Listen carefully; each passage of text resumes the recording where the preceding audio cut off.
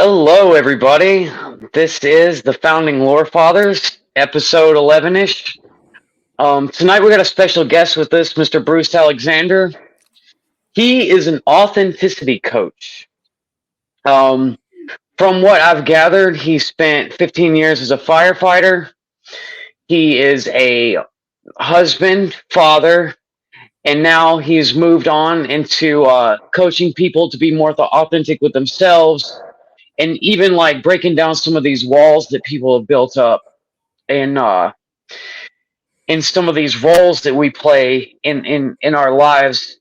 But anyways, I noticed that in one of your content episodes, it said that you're a self-proclaimed confident coward. Yes. And I just wanted to know exactly the definition of that and what you mean by that. I thought that was So, really intriguing. so to me, a coward is somebody who's often afraid of things, and I can confidently say that I'm terrified all the time. There are so many things that I am really uncomfortable with, situations that um, I don't like to face. But my goal in this life is to like be honest about those things, and then step into my discomfort as often as possible, and try to live the life that really does bring me joy. And sometimes that involves like kind of just saying, hey, I'm terrified of this, but I'm going to try it anyways. Meeting new people, getting deeper in relationships with, in conversations, trying to do something new. Those things are all scary. I can confidently say that I'm scared of those things. But because of the confidence part of it is like, I'm no longer afraid of saying that I'm afraid. And that's been a huge shift for me in my life. It's accepting that fear has allowed me to allow people to meet me where I'm at, and people are much more accepting than we give them credit for oftentimes. And then whenever you also are okay with letting go of the result because you're no longer afraid of how they're going to judge you, it makes life a lot more fulfilling to live. Oh, that was beautifully illustrated. It's actually Absolutely. it's a really good elevator pitch for what your podcast has been so far. I mean, and Um, that's my podcast has been a really great way of shaping what I do, because it like what I do as an authenticity coach, it kind of started really as an idea, and the podcast was kind of to be uh, you know to feed into that the coaching platform. But the it kind of turned the other way, in which I appreciated what I was doing on the podcast so much that the podcast just became the thing that I was doing, that I just really like providing that space for people to tell their stories, and to have a chance to share their relationship with authenticity.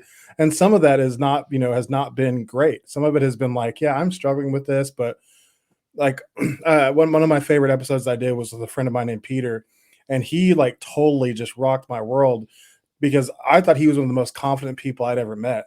Like, he's just a natural networker and just really great at talking to people. And he's like, yeah, I hated doing that. I was miserable all the time. And I was really depressed, and those situations made me anxious. And I was like, what? But just creating Oh that yeah. space for him to talk about it, he was really appreciative. And I was like, man, this is some powerful stuff. So that's what I love about the podcast, is it's really helped me shape what this is for other people, and help me kind of sharpen my skills as a coach and as a listener, because that's the most important part to helping other people, is like, for one, asking good questions, and for two, like listening to their answers. and the name of your podcast is Authentic on Air with Bruce Alexander. Yes, that's And correct. obviously, we'll have your show linked and everything. That's if any of our listeners want to check it out. And I highly recommend they do. That's where to find you.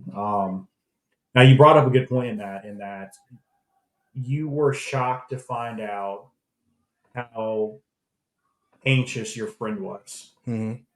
And that's something that I know as men, especially in like a manly job, like your trade work. John's Hmm. an experienced tile person, Yeah. been working construction for a long time. I was a firefighter myself that worked EMS, I was in the military. Okay.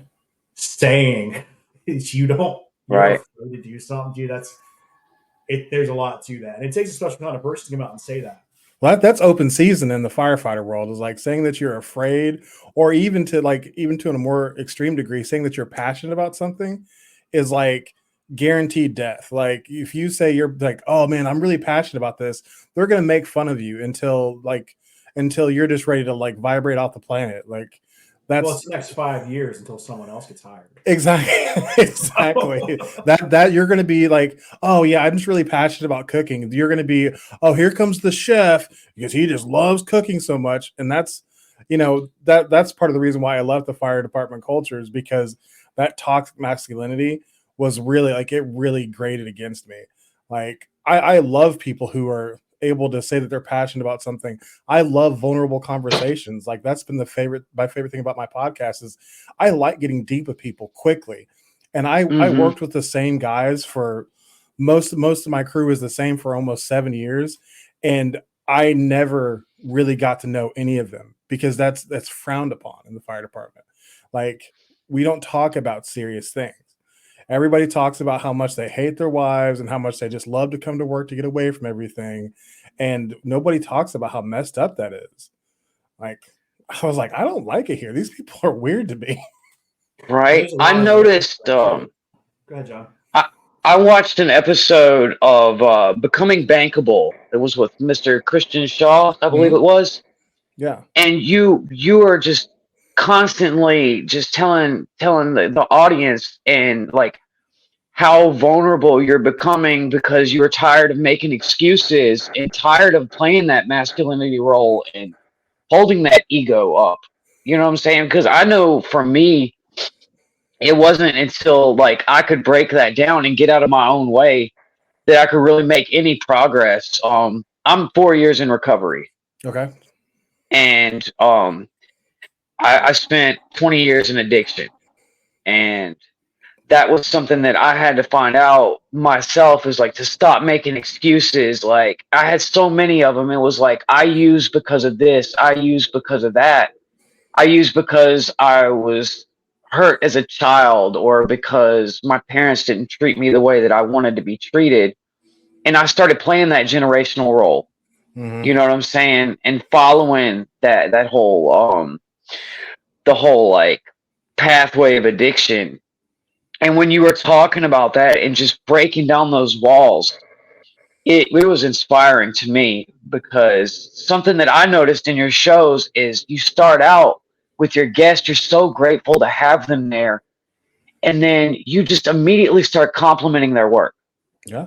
and building that rapport with them. You know what I'm saying? Like you building that rapport with them and opening them up. It's such, when you work with people like that and you work with being vulnerable, so to speak, that's something that I noticed is once you get those walls down by opening up, and kind of greasing that wheel, it's so awesome.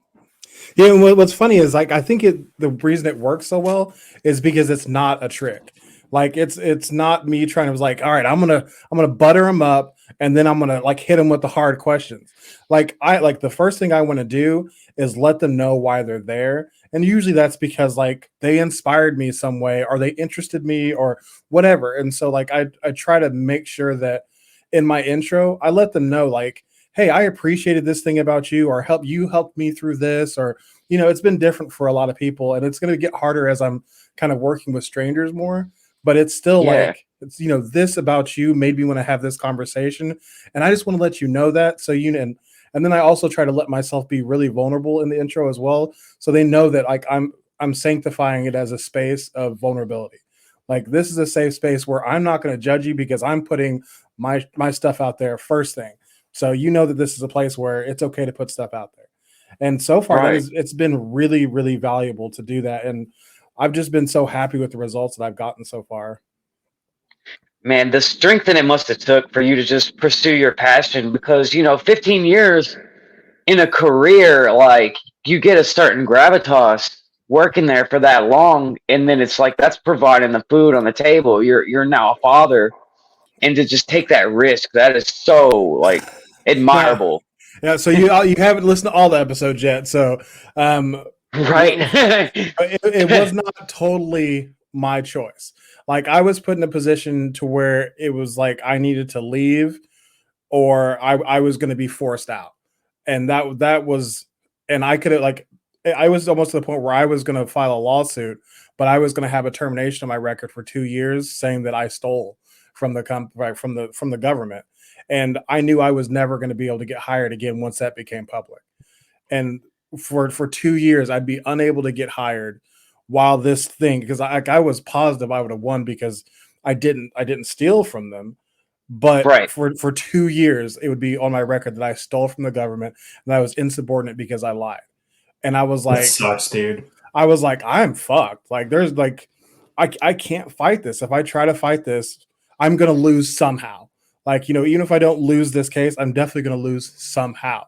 And then it became, that was like one of the most vulnerable conversations I ever had to have with my wife. Was like, am I just being prideful if I try to fight this? Like, everything in my bones is telling me I need to move away from this place. Like, the universe, God, like my soul, my gut, everything is telling me that it's time to go. Right. If I fight this, for what? What if they just want to give me my job back?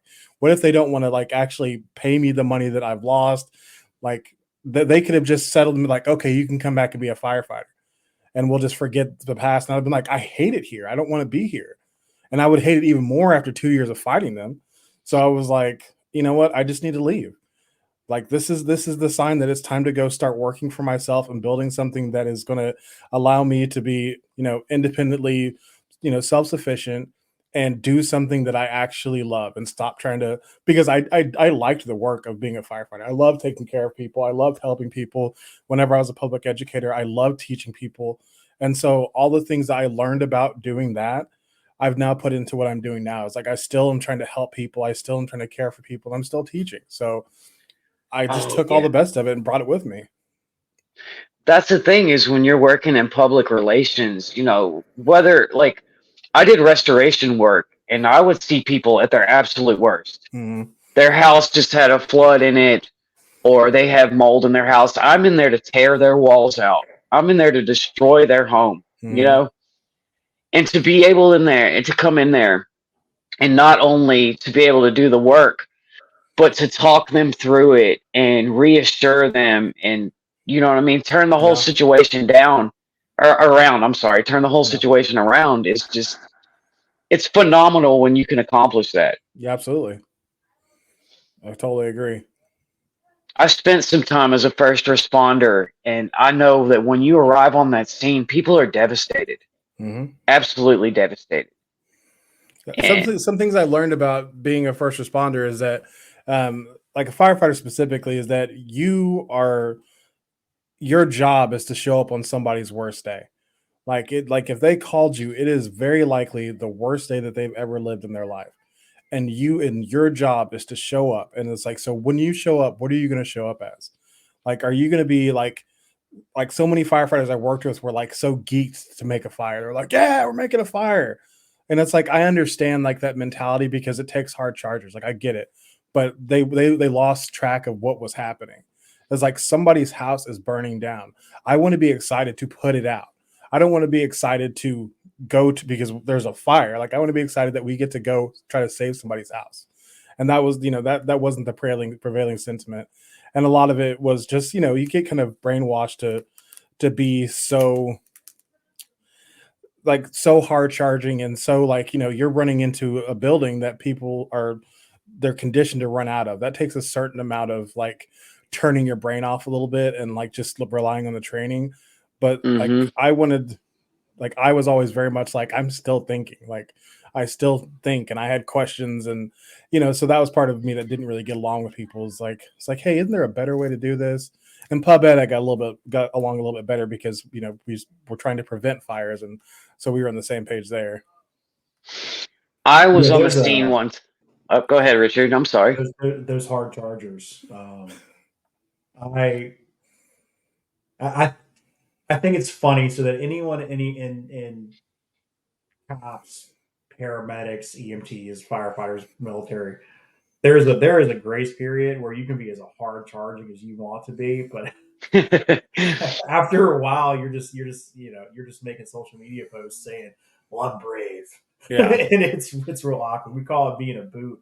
It's Well, easy. It's easy to here contact. we'd say they're 8 up. It was like, oh, they're 8 up. Yeah, Yeah.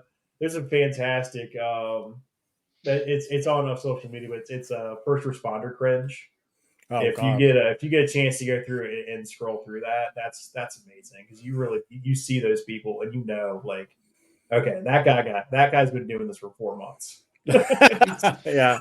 he hasn't He he just hasn't been got his broken bunker yet. gear.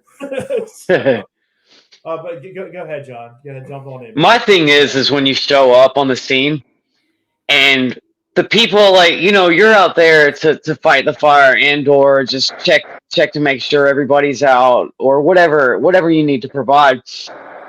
And the people whose house or structure was on fire try to explain to you what happened. Like this one lady, I guess she had a leak in her gas main in the back of her house, and she had been flicking cigarettes out the back of her door for years. This is a great idea. And it caught the grass on fire, and that little bitty leak just, caught the back of her house on fire. And she's trying to explain it to me. I'm not a police officer. I'm a firefighter. You know what I'm saying? Like, Yeah. so I was Also, like, I'm not an arson investigator. It's like once it's out, my job is done. Well, that's not really true because I don't know how you guys were, but in Oklahoma City, like working for the career department, you had to write pretty specific fire reports whenever they're and those fire reports, like the more information you could lay out, the better.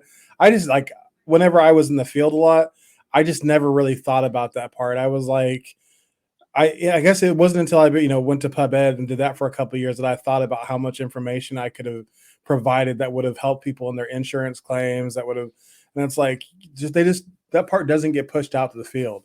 It's like, hey, you guys could actually be super helpful if you would like give all as much information as you could. It's not just about filling this paperwork out as busy work. It's actually really helpful to the people because they need those. well, it's hard to hide the disappointment or the in your face whenever you have to explain to an adult that just because it's raining outside, it's not a good idea to bring your grill inside and grill in your kitchen. Oh God. Yeah, those people. or pull your generator in when it's snowing and just run that thing inside all night long. Oh, we Well, go ahead. the thing about firefighting, I mean, you got to figure. I mean, most of firefighting is not actually fighting fires. No. It's responding to frequent flyers. Mm-hmm. It's going to medical calls. I think 81% of our calls were medical Mm-hmm. or lift assist. Yeah, those were interesting because Fender benders. throughout my career, I worked 911 dispatch. I busted my leg up pretty bad at one point. Put me in dispatch. It's different. It's different everywhere, right? I remember just sitting there and listening to 911 calls at like 2:00 in the morning or 1:00 in the afternoon, and it's like, "Hey, I lost my keys." It's like, "Oh, okay. Oh my God! Well, what do we do now?" The worst part about it is like at least in Oklahoma City, like everybody, if you don't know who to call the fire department, which is like great, yeah, sure. But the problem is that they would send us. It's like just because somebody is like locked out of their house, like you don't send us for that. Like, is there an emergency? Like you're gonna send a $12 million apparatus out with 4 highly trained individuals to go help somebody break into their house? Like that doesn't I need seem anything appropriate. with flashing lights, please. I was like, maybe you tell them to call a locksmith unless there's a baby trapped inside, and like we move on about your business. But that's they would just send us on everything. The I customer fell. service side of things is a big deal in that, and anyone who's listening to that's a real thing, and good departments do that. Bad What they do? departments, What? I'm sorry. Was that? bad department, or I'm sorry, good departments will send their firefighters out to go do something like that. If there's a public image that's out there, there's a public safety that's out there, and that one positive interaction with that one person, it's not just them. It's the Yeah. people that watch them. It's the people they talk to. It's just that's why we wash the trucks every morning. You know what I mean? Mm-hmm. Have that image out there that hey, there is some safety here. You do have somebody that you can rely on, especially like senior citizens and stuff like that. Yeah, I used to hate whenever I was like 3 or 4 years in. Like I was stationed at the busiest station in the city for most of my career, and about 3 or 4 years in, I got pretty jaded because we were in like one of the most like highest older adult population areas. So we just made between the hours of like 12 and 6 o'clock in the morning, we'd make 3 or 4 lift-assits every night.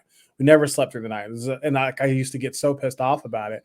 And then at some point, I think I had a conversation with one of the older guys. They're like, you know, we get paid great money, and this is the easiest. Like picking somebody up is easy, and if you do that with a good attitude, you've made somebody's like embarrassing moment a great story that they're going to share with somebody about the fire department. And so like, and that completely changed my attitude to where I was like, okay, I do get paid really well. And yes, it sucks to not sleep, but it also sucks to fall down on the floor and not be able to get up. So like that completely shifted my perspective on the whole issue. And then somebody else said is like, if this was your grandparent, what would you want somebody to do? You'd absolutely want them to be there as quickly as possible, help them as best as possible, and be as polite as possible. So that's what I started doing. And, you know, it made it a lot easier to face that, even though I was exhausted every day. Right.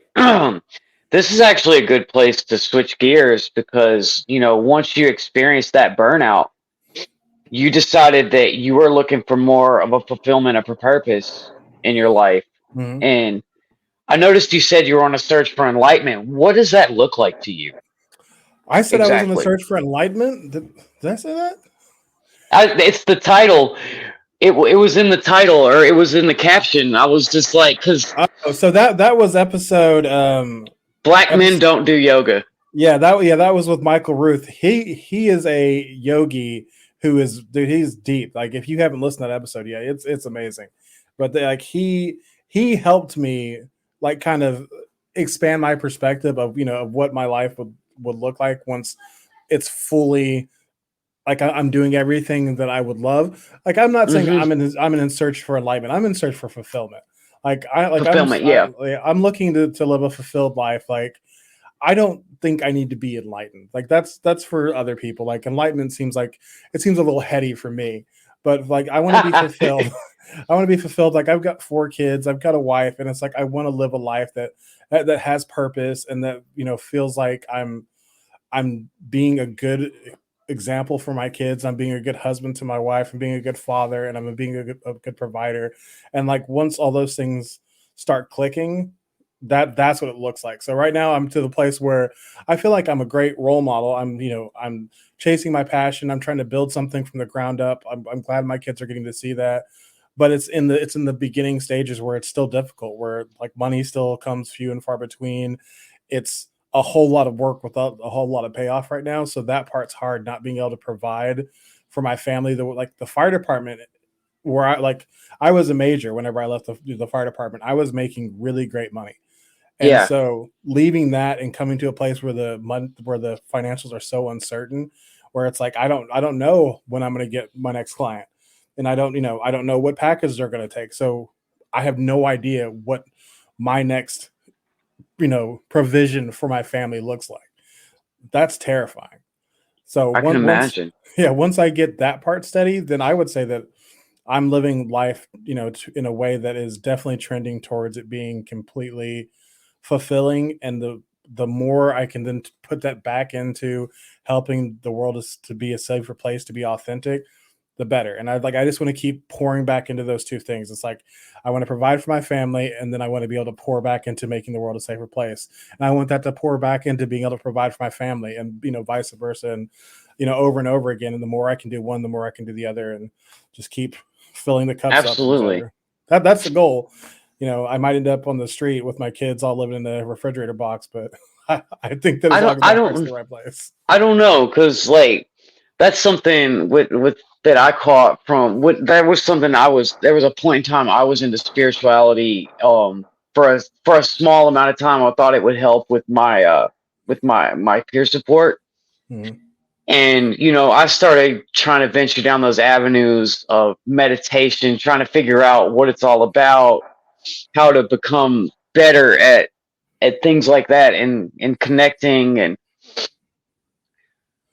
then it just got to the point where I got burnout from that too. Yeah. I mean, Yeah. I think that it's anything that involves trying so hard to change yourself. I think it's got to be like a very metered process. For me, like what my goal of just being authentic, like it can be Yeah. hard at sometimes, but I feel like the the collateral consequences are so much more minimal, because it's like whenever you're trying to be something better or different or whatever, there's always some other point at which that other shoe is going to drop, and if you let down your guard, it's going to catch up with you. Versus whenever you're trying really hard to be yourself and be honest about where you're at, there is no other shoe to drop. It's Right. you're just putting it out there, and you're okay with people not accepting it. But the other, like, the I guess the version of the other shoe dropping is people being like, "Hey, I appreciate that you said that," and that really connected with me. And it's like, "Hey, you said this thing to me, and like I thought about it for a few days, and I just wanted to let you know, like, I really identify that, and like I'd love to talk to you about it some more." Like, there's so much less anxiety in my life about worrying about the thing that I said that is going to catch up with me later. Like, that shit, it terrifies me. Like, 'cause I'm like, I don't want to do that anymore. When you're walking somebody down this path to authenticity and they take that armor off and they're finally starting to be themselves, sometimes I doubt people even know what that is. Because I know in my experience, getting somebody back to their base form to before whatever it was that they were holding on to affected them. They were like, I don't remember what that person was like. I was Yeah. I was young. Yeah. I mean, some people have never even seen it, because the person you are as an adult and the person you are, like, I usually say about the age of 18 to 21, like, that's you're not even a fully formed person yet. Like I basically call it like the beta stage of your life. Like, you're just getting all the Yeah. information to basically turn into your final form, or that or your first form, really.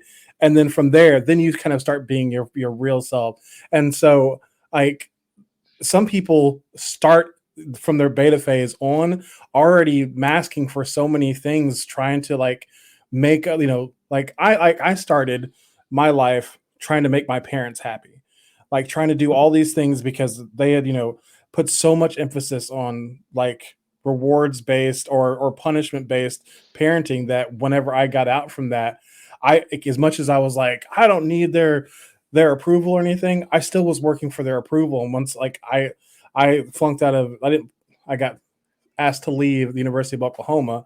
I was so depressed, because like I was supposed to go and get a degree and be the super success, because that's what I had been trending towards, and that didn't happen. And like I had no idea what to do with my life. And instead of like getting back to my base self, I just then took on more other things that like I thought people thought about me, and I never got back to myself. Like I don't feel like I've ever been fully myself until like this past year and a half, is where like I've really been like, what do I want? What am I living for? What are my desires? And like, who am I actually? Figuring that out was Oh tough. yeah. It was tough. I know that I had a huge push for the military from my family. They're like, well, the military will make you a man, it'll pay for college, and it'll get you out of my house. Yeah. And I was like, I'm an artist and I'm a pacifist and I am terrible at listening to people who yell at me. So, Ooh, not a good fit. right, how is this going to work? Yeah, but those are the kinds of things that, like it is all about defining your priorities. Like, for like your priorities. If family is a high priority for you, that means that you're going to have to put like a large amount of weight on what your family says about your life. I think that like my nuclear family, my wife, my kids, they're a high priority for me. So that means that whenever I'm doing things in the world, I'm going to consider them very highly. If I wanted to go off and live in a nudist colony, I probably would not do that right now, because that would affect my family negatively, right? So even though it's something that I want, it doesn't mean that it's something I'm going to do right now, because that's not going to balance out my priorities and my desires. Like, you have to balance those things out. So like for you going to be in the military, that wouldn't be a very good balance, because for one, it doesn't fit anything about your character, right? And then they're also trying to force you to be something that you're completely not. Did you just lose power? Dude, the lights just turned off on their own. That's We're getting into the spooky part of life. because it's a spooky portion of the show. John's not allowed to say it out loud, but there's something haunting him. Oh no, is it at least a nice ghost? Okay. To be determined. To be determined. That's But terrifying, right? he's got some fun things. All hell is breaking loose in here. What is going on? I'll be right back. That's the ghost of what John should have become. Wow, that's wild. It's like military. Ah. It's dead stuff. I mean, that's it's interesting that you bring that stuff up because, like, I'm from the exact opposite of that. Like, there were no expectations. Really? It was like, hey, it was basically the way I was raised is, you're a fuck up, and there's not much you're going to be able to do with that. And there, to be fair, I wasn't quite a big fuck up, but So let me change your perspective real quick. Something I always try to stop people from saying is I'm a fuck up, because I used to say it all the time. You're not a fuck up. You fucked up. Oh, I'm okay. I'm okay with that. That's just like you fucked up. I used to fuck up all the time. Like, I still fuck up occasionally, but I'm not a fuck up. Like, I was a fuck up. I can be.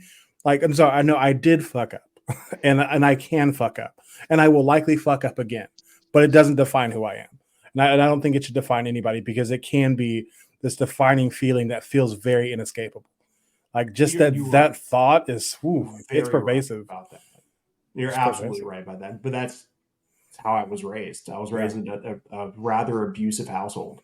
And I really had to go out and make my own. And I ended up where I was just listening to you talk about, like, well, there's pressure to succeed and to take this avenue, but you ended up doing something else entirely, and you've had to be able to hit a hard switch. And that the fact that you and I have had a relatively similar story in ending up in being a first responder, and then for one reason or the other we got out of it. I think that to me is an interesting thing. Yeah. But Dan's here. Dan, Bruce. Hi, Dan. Dan. Hi. What happened to John? Did you just go in there, hit him with a taser or something, man? If I told you, I would have to kill you also. You're only 20 miles away. Like, he's not getting to me. I'm in Oklahoma City, so. Oh, nice. Never underestimate Dan's ability to hit you. That's true. Hop, skip, and a jump, right? So we have John. John was doing I think the conversation between John and Bruce was going really well before John died, I guess, or you murdered him, whichever happened there. I hope me hopping in didn't ruin him. I hear him stomping around and. No, John ruined it himself. It was actually perfect timing, because he started having like the technical issues like 2 minutes before you, like, your little box slid in where his was. Like, it was so weird. Like, it was perfect timing. And so since you're here, I'm going to completely derail it. So earlier, a pre-show, John, Bruce, and I were talking about your favorite restaurant, Cookout, and I had an interesting experience there tonight. I went there. We went and saw a Paw Patrol play, and then we stopped by to get some dinner. Nice. And we were in this line. They have two lines. They go quick. It's a fast food restaurant, emphasis on fast. And we were there for like 25 minutes waiting in line. And we finally get to the window, and they screwed up our order. But there's somebody in the background frantically screaming and crying. I don't know. I don't know what happened. But I've been there before. I've been in a restaurant that's busy, and all of a sudden your mind just snaps a little bit. When I was at Burger King, my assistant manager, she used to have panic attacks, and she'd lock herself in the manager's office and just start doing like rocking back and forth and taking deep breaths. And I'd be like, "Hey, when you're done with the panic attack, can you please help me so I don't have a panic attack as well? Or can I come in there and also have a panic attack?"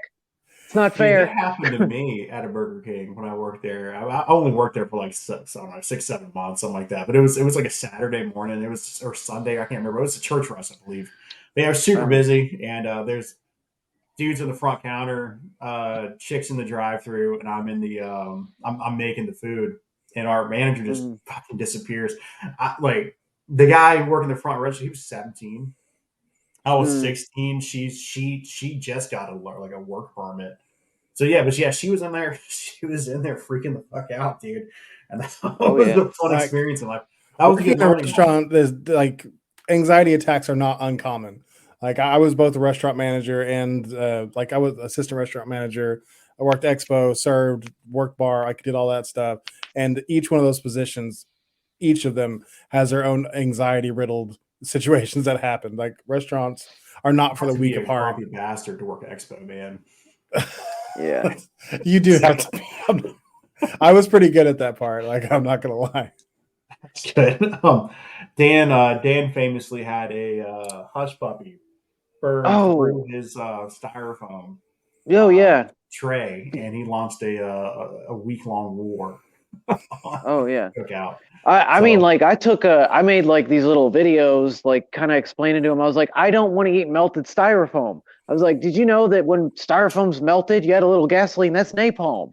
Like, I don't need that inside my body right now. Please don't Delicious. make me eat melted styrofoam. I sent it to corporate too.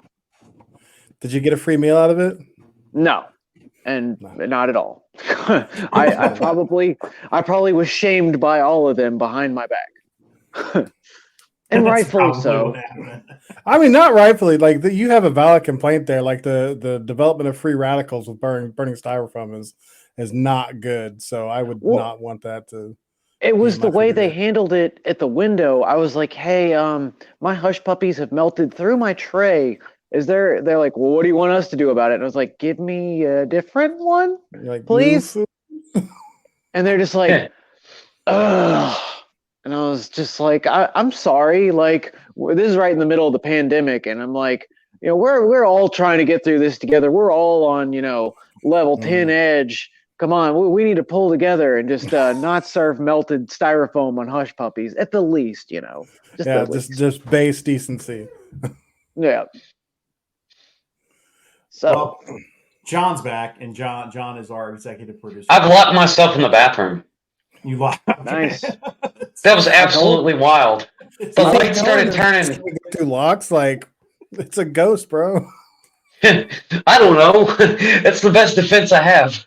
The real challenging thing about being a ghost is being able to walk through walls without falling through the floor. Yeah. Yeah.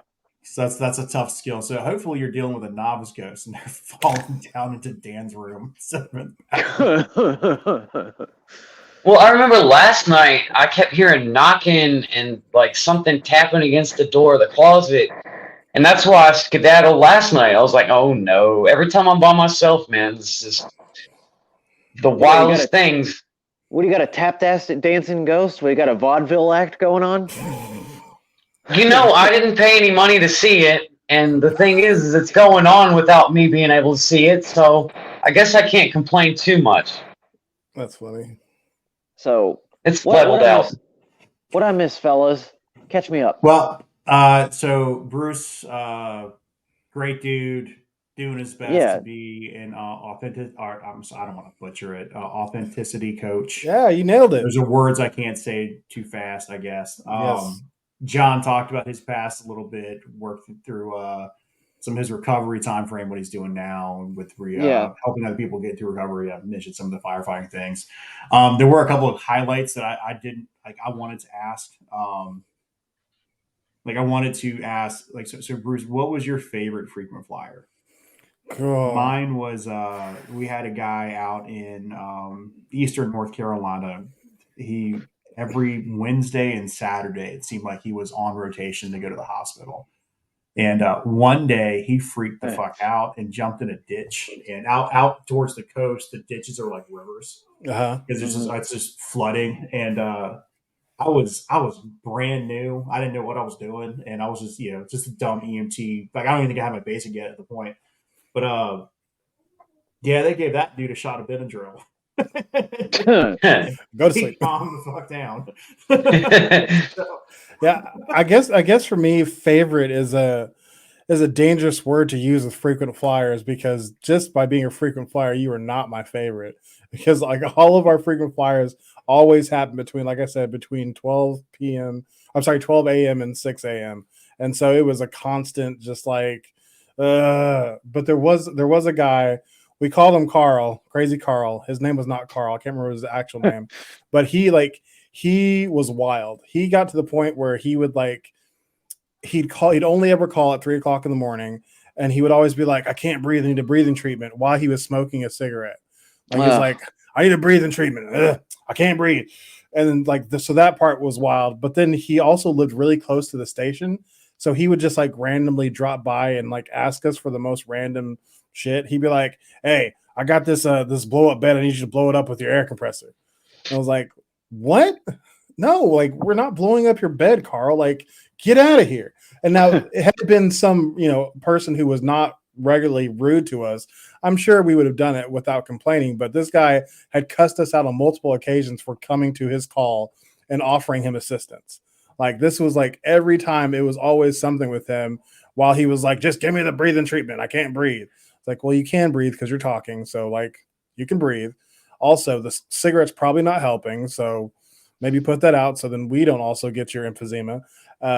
And then he would just start cussing at people and be really aggressive. He was really fun at 3:00 in the morning. So we also did have a guy who would compulsively publicly masturbate in the oh geez, in the memory ward of one of our older adult homes. So that guy was fun. Yeah, that's a lot more depressing in real life than it is in Reno 911. Yeah, Reno 911 makes it much funnier. With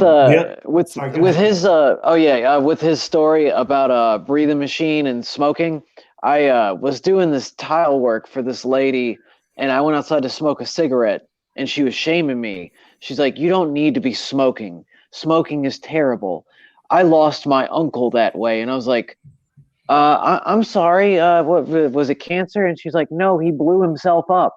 And I was like, what now? And she's like, yes, he was riding his motorcycle and he was using his breathing machine and turned and lit up a cigarette and blew himself up while riding his motorcycle. And I was like, ma'am, I did not see that coming at all, in the slightest. Wow. And that's not even the first time. That's the second or third. Yeah, that's the second time I've known somebody to blow themselves up with a cigarette. My church piano player, the lady, she blew herself up too. Damn. It's crazy. I say tobacco's addictive, but I mean, I didn't realize it was worth blowing yourself up for. That motorcycle story is insane. Yeah, I mean, I was thinking it was going to be cancer. No. Nope. You can be so lucky, right? Right. The church lady blowing herself up smoking a cigarette, that's she was a pretty big sinner, right? No. You gotta be. She was smitten. We don't have to get to this question right now, but I do need to say it out loud before the thought escapes me. So being authentic, we have a friend of the pod who interviews some genuinely nuts, crazy people. And he told us about some of the flat earth people and how they don't believe in Australia because it doesn't fit their narrative. You run into this situation where someone contacts you to teach them to be more authentic and they're fucking crazy like that. Like they believe in space Nazis and things. How do you zig to that, Zach? Well, so I haven't dealt with this problem before, but how they say there's no bad publicity. If you're willing to pay me, there's nobody that I'm not going to at least take a swing at. And in that situation, I think that it's really all about giving people the information to meet you where you're at. So if you are a certified nut or a flat earther, which pretty damn close to the same thing, but Right. because I've been to Australia, it is definitely there. But I think that you can coach somebody to be able to talk about the things that are important to them in situations that are appropriate. And to, because I think that if you truly honestly believe that the earth is flat, that's some shit that people need to know. Before I am going to be great friends with somebody, you need to know I'm a flat earther. But that's something that usually most people who do have a sense of decorum about about regular social skills are not going to just come out and say. They're usually going to hide it, or they're going to talk about it like very loud and, aggressively, like, you need to believe my truth. And that's not the way to win over anybody about anything. So like I would coach them to work on endearing themselves to people while also giving them the facts. It's like, hey, like, I had a great conversation so far, but like, I just want you to know this about me. It doesn't define everything that I am, but I do believe the earth is flat. I hope that we can still be friends, but it's okay if you can't accept that, because I think that's important. I think it's important that you prioritize your truths and you try to build friendships around that, because there are going to be people who are not going to accept you when they find those things out. I think the earlier the better. Before you get so invested and you start to build up this narrative around this friendship, relationship, whatever, you let them know like, hey, this is something that's important to me. I think that you should know this about me. But a lot of people, they don't, and they bury that lead and they get deep into relationships, and then they find themselves like hurt and unhappy because they tried to make a lie work. And That's the Russian roulette of people, though. You know what I'm saying? well, it is, but like that game can be much less painful if you're upfront and honest. Right. If you I don't remember if Christian Shaw and Becoming Bankable and I were talking about this on the episode or not, but we talked a lot about, he's a younger guy, he's dating, he takes his business very seriously, and he's like, I'm just kind of having trouble getting out there and finding the right person. And I was like, well, what are you putting out there? And he's like, well, not that much. And I'm like, you're interested in finding somebody serious to like kind of build your life with. If you're not putting that out there, you're not gonna find that person, because Right. that person is also ready to do the same thing. So as soon as you say it, you're gonna like, a girl's gonna be like, oh no, I don't want that. And you're like, okay, cool. Like we can just part ways amicably, versus dating for 6 months and finding out that we don't want the same things. Or I can put it out there and say, hey, this is what I'm looking for. And she can say, I'm also looking for that. Okay, well, this is something that's important to me. Okay, that's not really important to me, but I don't mind that it's important to you. There's going to be gives and takes, but if it's all out there, you can figure out if you can actually match, and then build a relationship from there, versus what is traditionally the case. You kind of just force yourself together, and then you try to keep pushing down the feelings and the bitterness about the things that you don't like about a person because you're attracted to them, or because you might love somebody who's not compatible with your authentic self. Right. Unfortunately, that's a situation in which now you've committed yourself to a relationship, and you have to try to navigate that. Versus if you're just authentic, you could find somebody who loves the authentic you, and there's less backpedaling later on. Like, well, yeah, I said this thing, but how I really feel is I don't actually want kids, or like I actually only want to be a dog parent, or like I want to spend the rest of my life traveling, or whatever. I said that I wanted to settle down, but I don't actually want that. Like, why do that? Right.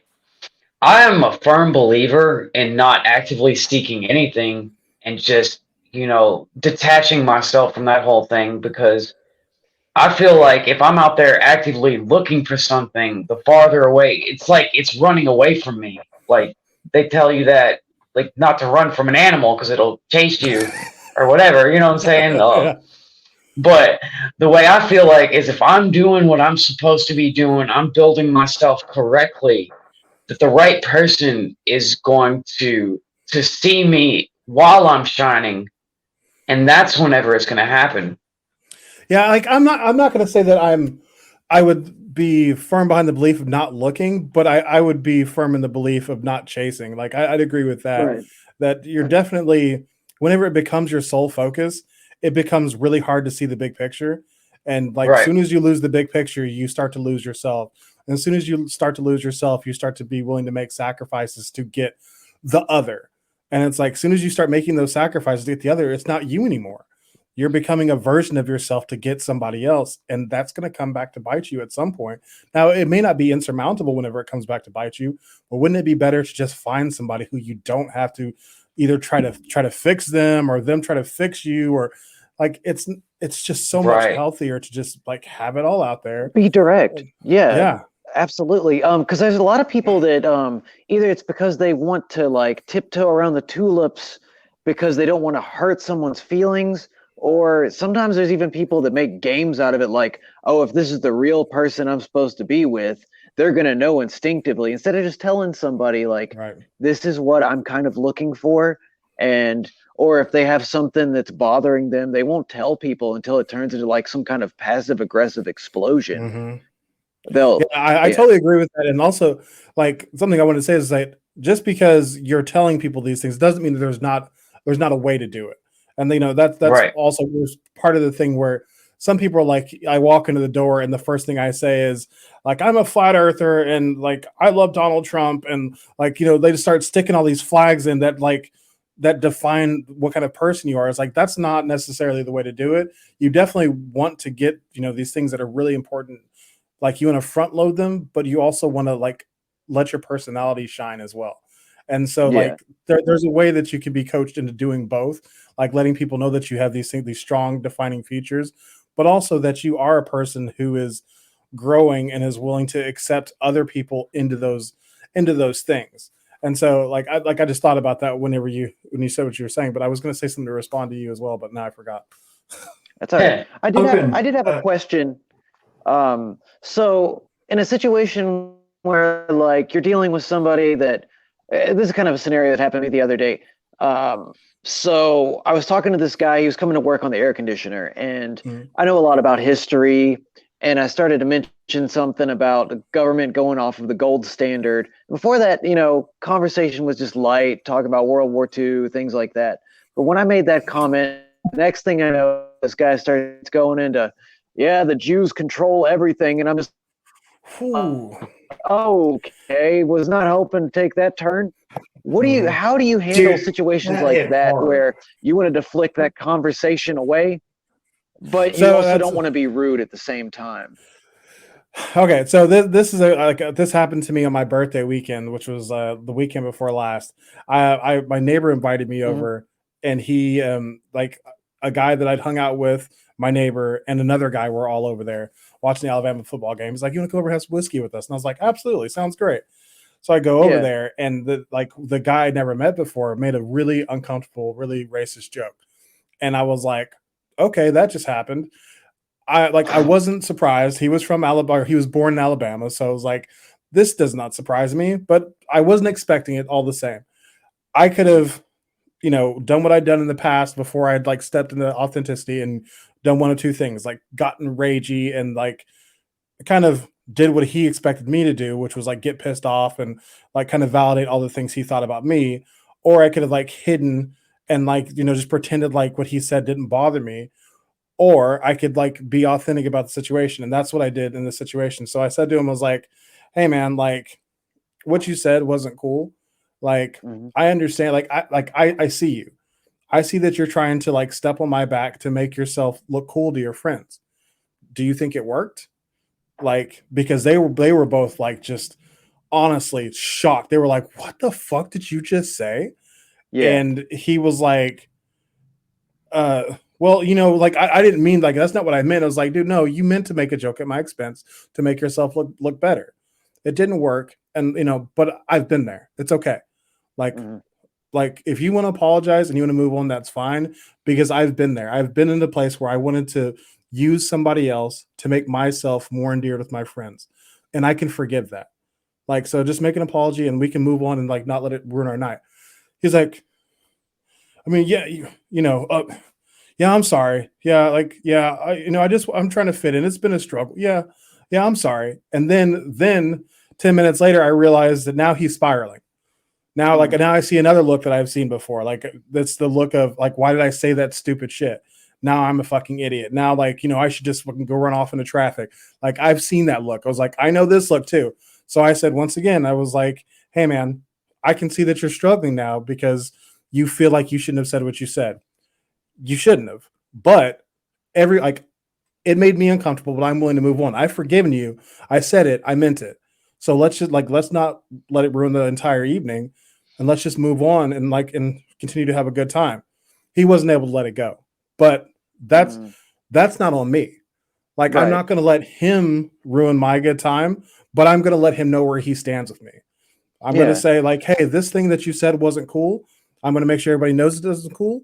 And I hope that you learn from it and learn, for one, not all black people are who you think they are. Cause he said people like him think people like me are racist pieces of shit. And I was Mm. like, I don't know what you mean by people like him. But what I did not think you were a racist piece of shit. I think that you're a person who was trying really hard, trying too hard to fit in. And Yeah. I've been that person. So like I forgive you. And he just couldn't let it go. And he was really drunk, tried to drive off drunk. His friends were able to Oh, stop him. jeez. Like they were able to stop him. I think they got him to sleep it off that night. But like I went back to my house and had dinner. And I didn't let him ruin my good time because I spoke up about the situation and said that made me feel uncomfortable. But I gave him an opportunity to improve upon himself and learn from it. And that made me feel good. It was like you gave Right. me a chance to prove that my authentic self it's not something that I'm pretending about. Like this, like I'm walking the walk and I'm giving you a chance to meet me where I'm at and say, hey man, I'm okay. It didn't bother me. That's your stuff that you're dealing with. It's not me. So that's how I dealt with that. And I think Very that's pretty nice. applicable. Yeah. So when you're in that situation, like you were just talking about, where you're giving people chances, how many chances do you typically give before you have to kind of go back to brush them off? Man, that's a good question because like I tend to be a pretty patient person. Like Yeah. in that conversation, I was tested pretty hard because he was, like I said, he was really drunk, and being like overtly racist to start off the thing, like that's like 4 or 5 chances just right off the bat, and like Mhm. he still spun out for like another hour, like maybe it was 30 minutes, but still it was a Yeah. while. So like it's Long enough to gonna be awkward.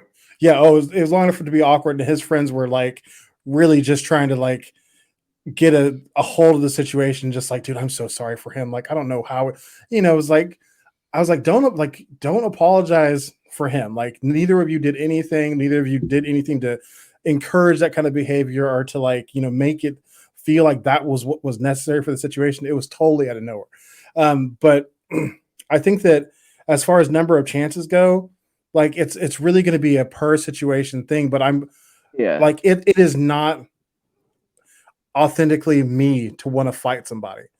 Like, Right. sure, it's like I get angry just like anybody else, but it's like if I'm honoring myself, like my highest priority in things is giving people a chance to improve themselves, giving myself a chance to teach somebody how to be better. So like that means that I have to be patient. Like I have to be Mhm. a patient person if those are things that I value about myself.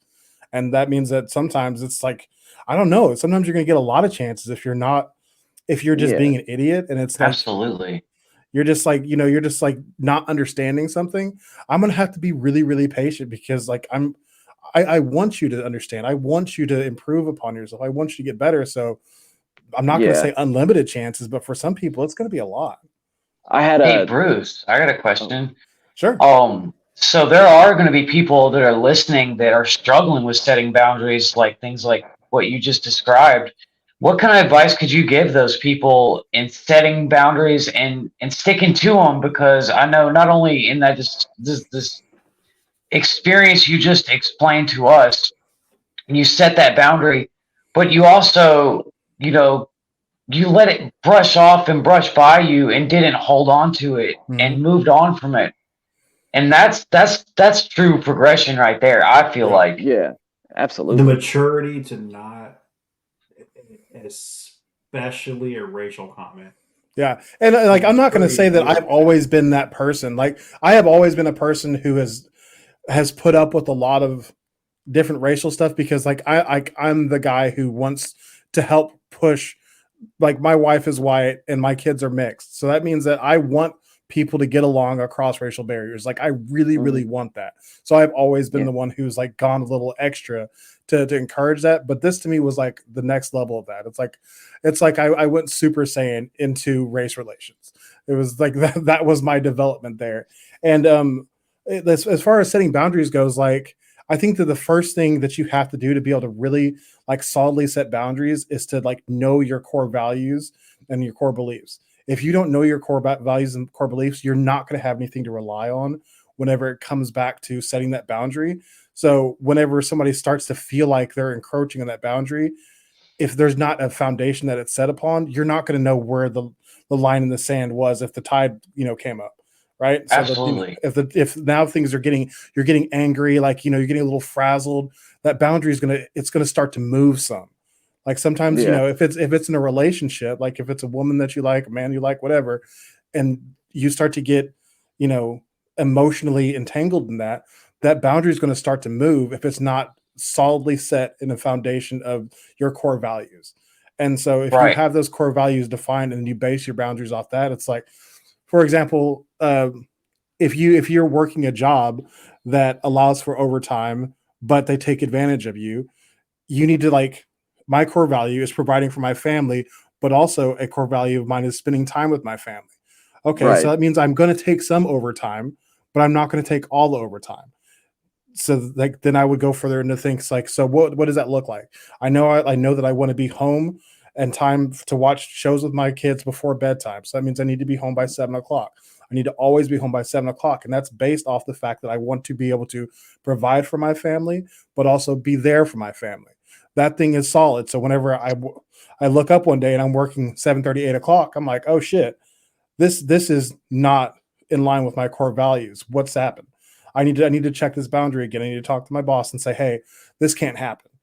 And whether that, involves them, like I lose overtime period, that means I lose overtime period, because I know that spending time with my family is higher than providing for my family whenever it comes to working the extra hours. Yeah. Okay.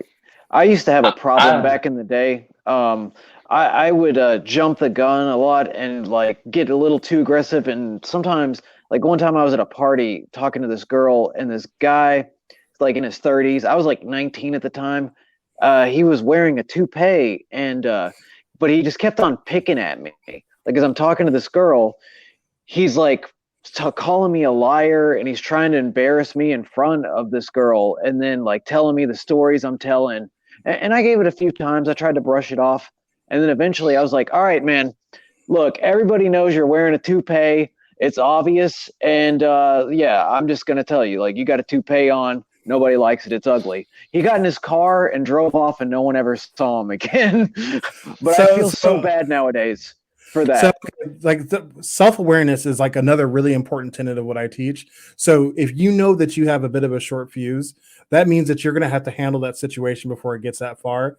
What I would have suggested, that you can't know this ahead of time because it's a very unique situation.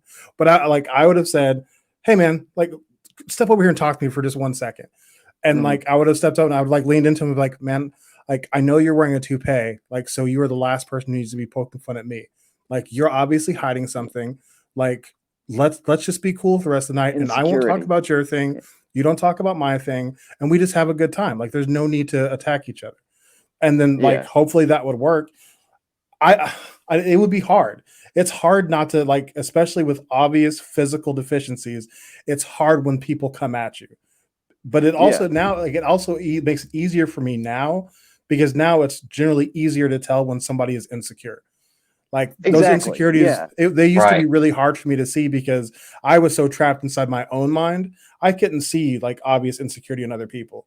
It's much easier for me to see that now. So I would say like, oh, this dude's obviously insecure. So for one, I'm gonna give him like a lot of room to like maneuver and not really Mhm. try to be in his orbit in the first place. But whenever he starts to enter into my orbit and it starts to harm my enjoyment or my good time, then I'm going to try Mhm. to, for one, I'm going to try to preserve his dignity, because that's something that I value. I don't want to break down any other person unnecessarily, in which I really don't think it's really ever necessary. But sometimes some people only respond to like those types of comments, and I would prefer not to Yeah. do that. So I would just say, let's go talk off to the side. If he wouldn't come talk to the side, I would say like, I wouldn't say about his toupee until like he pushed me really far, but I would say like, hey man, like it's obvious that you're insecure, and like I really don't want to be the object of your focus. Like I'm having a good time and I want you to have a good time too.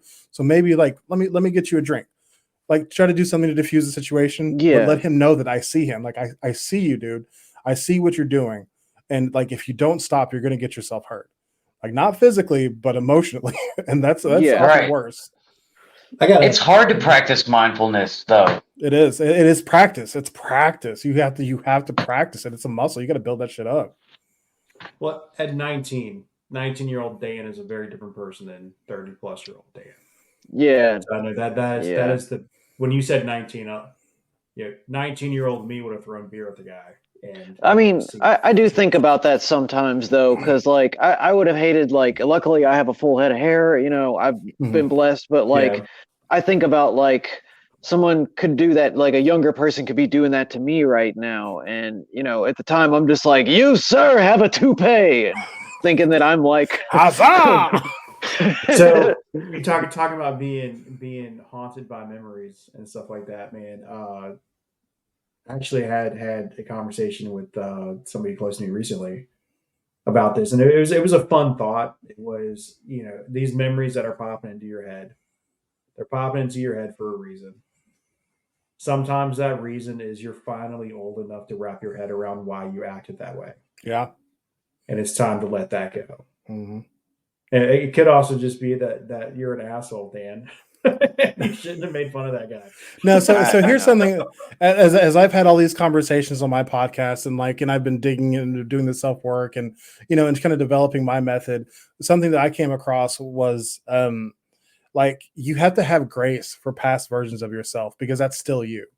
Like you can't, like if you're talking shit about, like, whenever I was 19, like I would love to say that I was a piece of shit. I was like, but that's me saying that I'm a piece of shit because that was still me.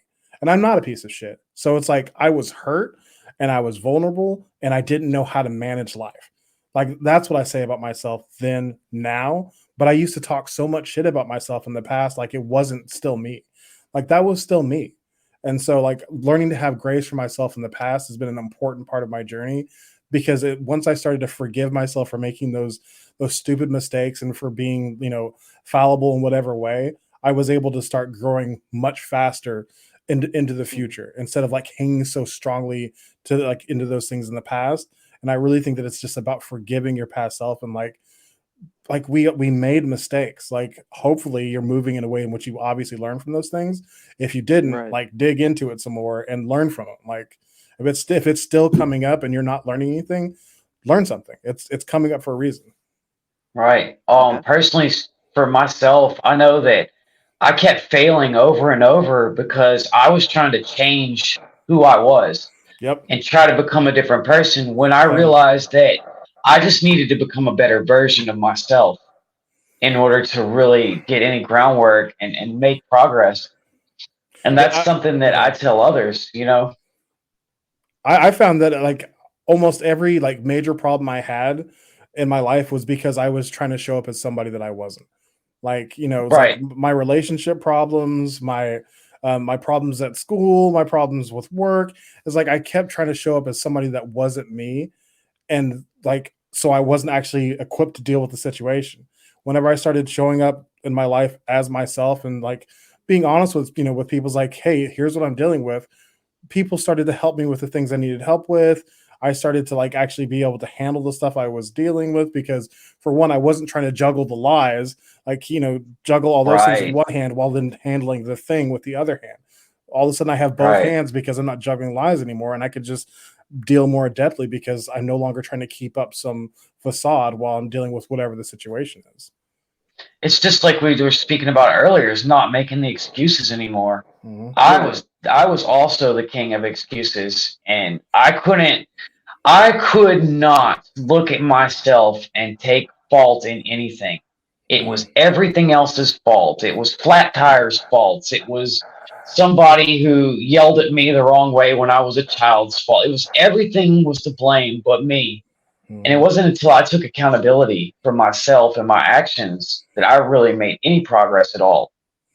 Yeah, and the one thing I'll say about that is that you can have experiences in your life that shape who you are, like, well, undoubtedly.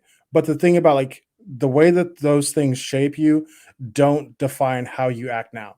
Like only you are responsible for your current actions, and you have to take responsibility for those. Like, if my dad would have hit me as a child, that would have sucked, and it would have made me, react a certain way to different things as I grew up.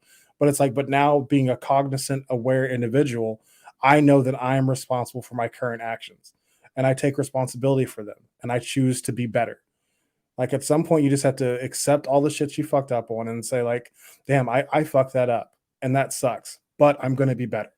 I'm going to try harder. I'm going to learn more. I'm going to evolve. I'm going to listen better. I'm going to do whatever led to those situations. I'm going to learn from it, and I'm going to keep growing and evolving, and I'm going to be able to handle those situations better next time. Right. Another thing is to stop seeking validation.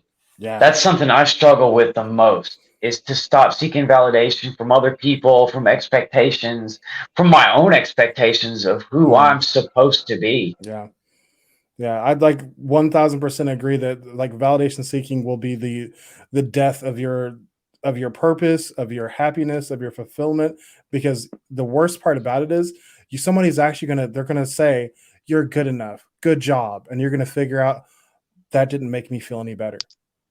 And that's the scary thing, is like, oh my God, somebody validated me, and then I still feel empty, because that's not what it's about. It's not about validation. Right. Because I don't even know who this person is that I'm seeking it from, Right? Like, if it's not me, it's not my dad, it's not my brother, it's not my friends, it's not, and we spoke earlier, several things we touched on was jobs, women, and then we touched on alcohol as well. None of these things fulfill you. No. None of them. You are not any of those. Go ahead, Daniel. I was going to say, you mentioned validation. That brings up a question I had because I was checking out some of your things online. Nowadays when it comes to people being online, a lot of people create these egos or online personas. When it comes to you dealing with people like that, and you can see it coming, do you ever run into a situation where you have to kind of like play along with their online persona, or do you just cut right through that and try to just break that down? I haven't dealt with it yet, honestly. Like, I've talked to some of my friends about the fact that I don't have any like negative comments on like any of my social media or anything. I'm like, honestly, I wouldn't mind it. Like, because if I get to the point where I have haters, it means that I've got enough people listening that some of them aren't actually fans. Like right now, I know that everybody who listens to my show, they're fans. Like they really enjoy it. But it's not a whole bunch of people. If I get like another 500 people listening, there's probably going to be a couple people who are listening just to dispel the other people. And that to me would be like a good sign. So like I did have, so this is funny. I actually had one guy he posted a negative comment on my, on like an Instagram reel I shared. He was like, you're over here talking about authenticity whenever, you quit the fire department because you were scared of this and that. And I was like, actually, none of that's true. I left because I was accused for stealing something. And I'd love to have a conversation about it. And like I DM'd him and told him like, hey man, if you want to know the real story, reach back out to me and I'll tell you everything you want to know. He reached out to me and I laid it all out for him, and he ended up apologizing to me in the end. He was like, I'm sorry, man. Like I didn't have all the information, and I do admit that, I honestly don't even like the fire department culture. It is pretty toxic. And he was like, he ended up like the thing that he was like lashing out about was something that hurt him too. And I was like, so, I see where you're at. Like, I see you, man. Like, it's not, that's the biggest thing is like, people can talk shit to me now and it doesn't really bother me because I see them. And once somebody sees you, the talking shit thing doesn't really work because like, they know that all the words that are coming out of your mouth are lies. And then, they're just feeling sorry for you. It's like, man, I remember that. I remember talking shit because I was insecure. I remember trying to put other people down to try to lift myself up. I remember all those things. So you saying it doesn't hurt me. Like I just feel more and more sorry for you. So that's just that's what I would do with that. A lot of times the bio, the psycho, and the social of it all is just tied in with pattern behaviors. You know what I'm saying? And the way you treat people. God, it wouldn't kill people to have just a little bit of manners here and there these days either. No, it wouldn't. And I think that manners could be pushed even farther to just empathy. It's like, people, especially like during the pandemic, it got really, really divisive and people stopped having like empathy. They just like, you believe this, I fucking hate you. And it was like, what? It's like it became like some of my good friends, like not my best friends. Like me and my best friends are like 5 different families who we hang pretty tight. Even through the pandemic, we stuck it out. but other people who we thought we were close with started to distance themselves because they were pro-mask or they were pro-vaccine or they were, this and that. And it was like, it's a choice. It's like, I'm not like, you're allowed your choice. I'm allowed my choice. It doesn't have to mean anything about our friendship. And that went away. People stopped being able to separate people from their choices. It was like either you're pro-Trump or you're anti-Trump. There were so many different choices that people were making that now defined them. And it was mostly because the face-to-face conversation aspect was gone. Everybody was just looking at pictures and text, pictures and text, pictures and text. You can't really see people anymore through that.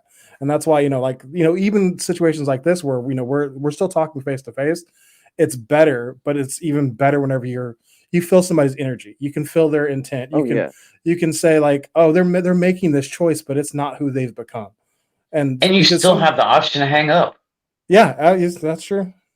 Yeah, that's true. You can't just walk away from a conversation like that. Well, you at least find your keys and get your coat together, and there's a chance to well, that's not exactly what I meant. Whenever you're on a phone call, you can just end it and it's over, and you never have any recourse if that's what they choose to do. But hopefully, I'm not a part of any of those conversations anytime in the near future. I don't like them. Like I like closure. I like to talk things through and deal with things. But I will also say, if you listen to my show, I'm not afraid to cut people out if they're bringing too much toxicity in my life. I don't talk to my mom anymore. I don't want people to ever say like, you say that you want to talk everything out, but you cut your mom off. You talked about that in episode 10. It's like, I try to talk that out. Like, my mom is the most toxic. Sometimes you gotta. And like, I hope it's for a season, not forever. Like, I hope at some point she's going to be mentally healthier, or I'm going to be tough enough to be able to like handle the toxicity she handles and keep my boundaries. But I don't know. Like, she brings a lot of toxicity, and that's rough. Is she a boomer by any chance? Yeah, she's a boomer. I had to cut my dad off because there's just no talking. Like, he's just like a stone wall and just set in his ways, and then of course anything that we try to say that's like opposite of what they were taught, it's like, oh well, you just got a lot to learn in this world, you don't know what you're talking about. Or how old are you, Daniel? I'm 37 tomorrow. So we're pretty close in the same age. So that's really funny, because me and my dad we had a little bit of a falling out because he thinks I'm throwing my life away, and like Same. So I figured, like, boomers, like, if you're not working like a very stable 9-to-5 job doing exactly what they think you should be doing, then you're quote unquote throwing your life away. I have 4 kids and a wife who I get to see often. Like, I spend a lot of time with him. He worked he was a full-time career firefighter. And then he was also an ambulance driver on his days off. So he worked 24s, then 12s. And so, like, I almost never saw my dad as a kid, but he thought he really did it. Like, that's, I did it. It's like, I don't even know you, man. Like, you think that's living? You think that's like not wasting your life? I disagree. I'd rather know my kids. I'd rather know my wife. That was a very good point. That's exactly what we've experienced. That's what we went through too. Yeah. Yeah. And that's, I'm working through coaching one of my friends right now, trying to help him accept that you can't make everybody happy, and you shouldn't try to. Like, he is dealing with his mother trying to like assert her beliefs on him, and he's just struggling with it because they raised us to think that what they say is kind of the be all and end all, and when you try to start exercising free will against that, it feels wrong initially. And then you're feeling also resistance from them as you're doing it, because of course they don't like it. Like, you're working against what they've taught you all these years. But at the same time, like, you have to learn to just like not let it have so much weight anymore. I'm not going to say don't care. Like, I told, like, I wrote my dad a letter. I tried to give him every opportunity to understand what was going on with me and how he could be of service. Like, Dad, I just want you to come see your grandkids. Like, just come hang out and don't try to tell me how to live for 30 minutes. Like, that's all I ask. And he couldn't do it. Like, nope. he literally just turned down the option to come see his kids.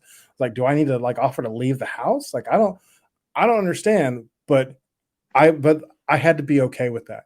I was like, I gave him all the information. Like I gave him the opportunity to meet me where I'm at. I'm like, I never felt more okay with just not dealing with it anymore. And Mm.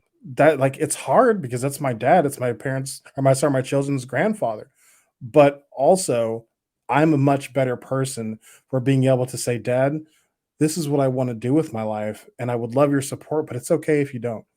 Like, I understand that it's beyond you to understand what I'm trying to do because it's just not, they're not programmed to believe in themselves. We're a generation of critical thinkers, I've kind of learned, and Mhm. they would just went along with the narrative. Especially, it's kind of crazy for some of them being hippies too. Like they just Right? went along with everything, and like they were duped with the Great Recession and everything, and they're like, oh well, I thought that was what I was supposed to do, and it's like we all like kind of seem to try to see through scams and how people are trying to get over on us, or it's just that's what I've noticed with my dad. And there's just like no talking, and I like they'll immediately think that like when I say that you're no help or something, like I'm saying like you're not giving me money, and it's like no, like I'm Yes. trying to have a conversation with you. I'm trying to get you to open up and see things from my perspective, and you're It's all not about money with that doing it. generation. It's all about money. Yeah. And then There's and it's rigidity to it. yeah, and it's so unfortunate because my dad has always shown up financially. Like maybe not always when I needed him, but whenever there's been huge things, he's always provided money. That's been great. But like a lot of times it would have been nice to just have a dad, like to help you through those situations. Somebody who just like in the movies, the dad is the guy who like listens and then then offers some kind advice. My dad, he never listened. Like that was never part Same. of it. It was like, well, this is what you're going to do. It's like, don't you want to know the situation first? No. It's like, here's what you're going to do. And it's like, but there's no cookie cutter answer that works for everything. Like me being black and my dad having been, a black man, like gives a little bit of a different twist to it because what I think happened, especially to black male boomers, is that they were raised, like the end of the civil rights era, seeing all of the leadership of the civil rights era get killed. Like if you stood up and you spoke out, you were either killed, imprisoned, or run out of the country. Like Yeah. what's what happened to you as a black man who had thoughts that they said out loud. Whenever I started to like speak up for things I believed in, my dad told me that I needed to shut my mouth before I get my family killed. And Mm. that was like I wasn't being radical about anything. I was talking out about like George Floyd being, murdered by the police, and he told me that I was going to get my family killed.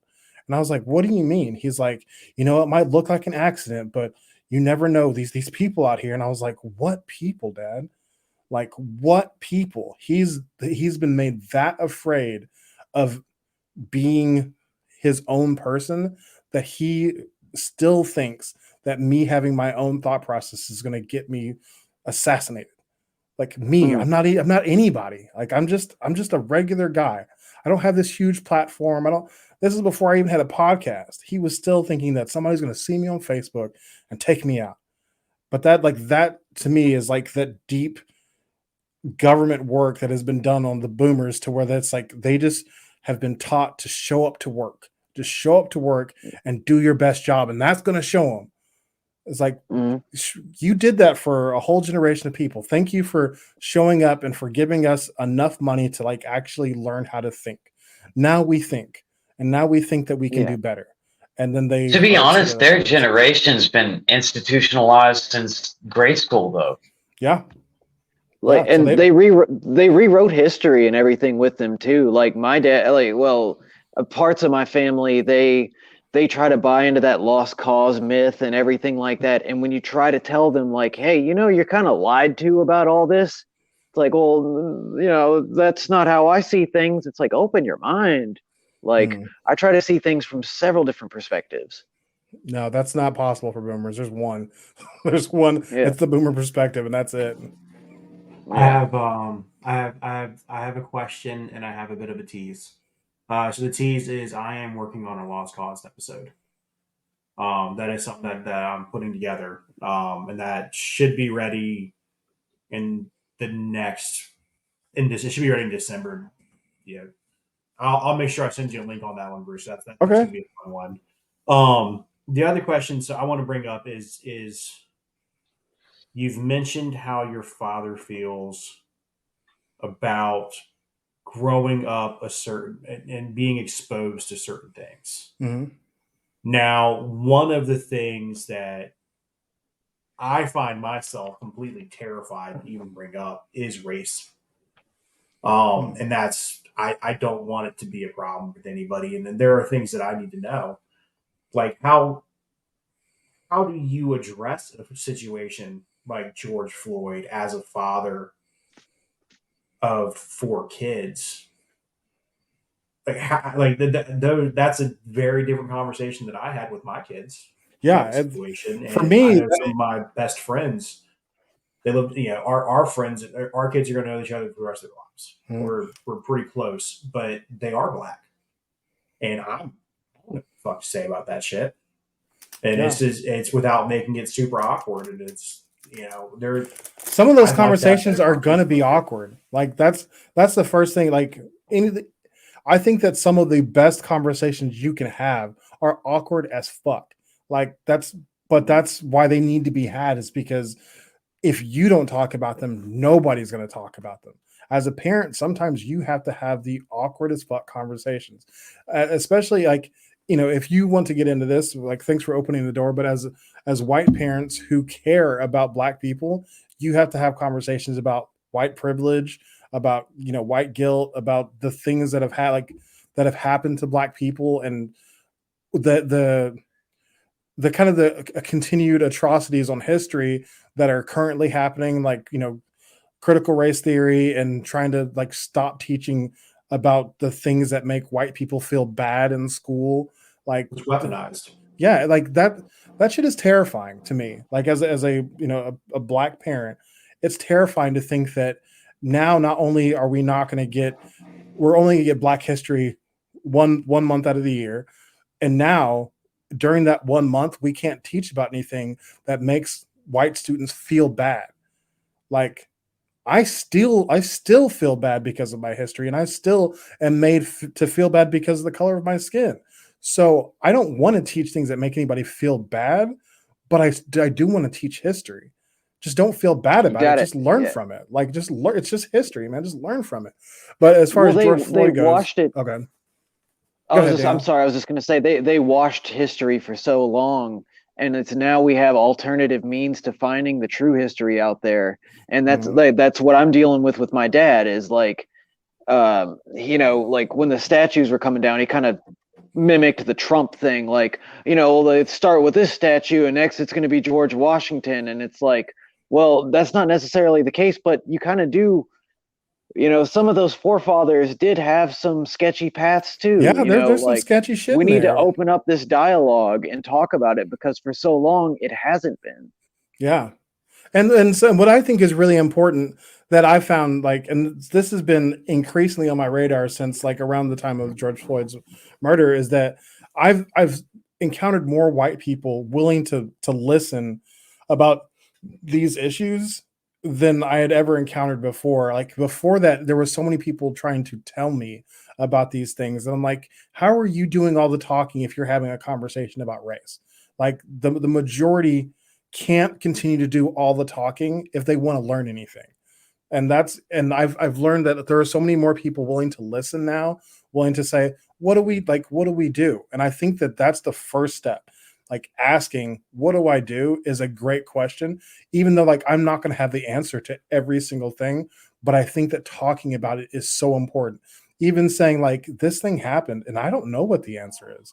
Like, saying like, this is scary to me as well, gives your kids an amount of empathy that is it's really positive. Like, Mm-hmm. it was, I'm going to tell you, whenever I talk to my kids, it was not a good conversation. I was in a bad place. Like, so I had been like already kind of pre-quarantine because I was studying for promotion at the fire department.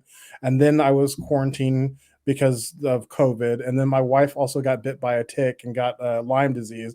So there was all this stuff happening. Oh, dude, I'm sorry to hear that. That Yeah, fucking sucks. it was really bad. And then amongst all this, amongst being like just locked up in my room for hours and hours at a time studying, and then seeing that happen, I was like, I talked about it in one of my episodes. I felt socially schizophrenic. Like I felt like a complete crazy person because nobody I knew was as mad as I was. Like, and I was like, why isn't anybody else? It's just enraged by this.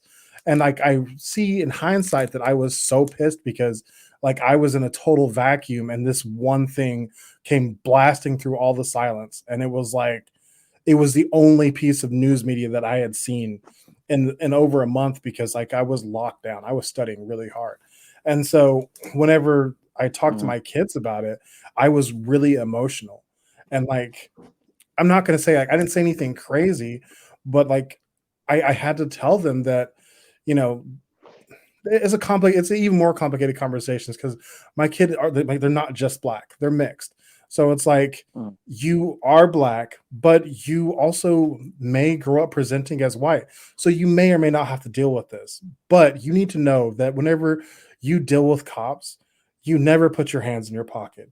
If you get pulled over in your car, you always keep your hands on the steering wheel. You always let them know what you're moving for. You always say yes or no, sir. You always are polite. You always do these things because it may be your life on the line. And that's not fair, though. I mean, it's not. It fucking sucks. Fair.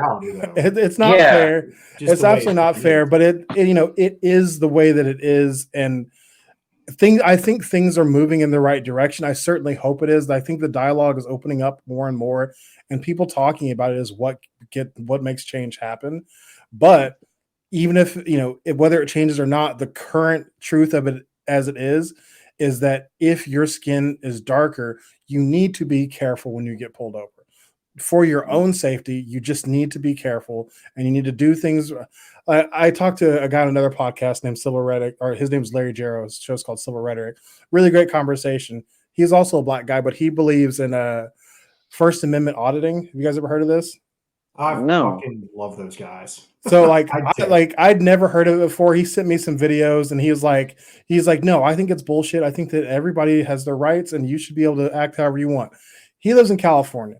Like, I'm like, you go for that, dude. You know, if you want to be a First Amendment auditor, you talk shit to the cops, but as long as you're within your rights, you do everything. I was like, I'm in Oklahoma.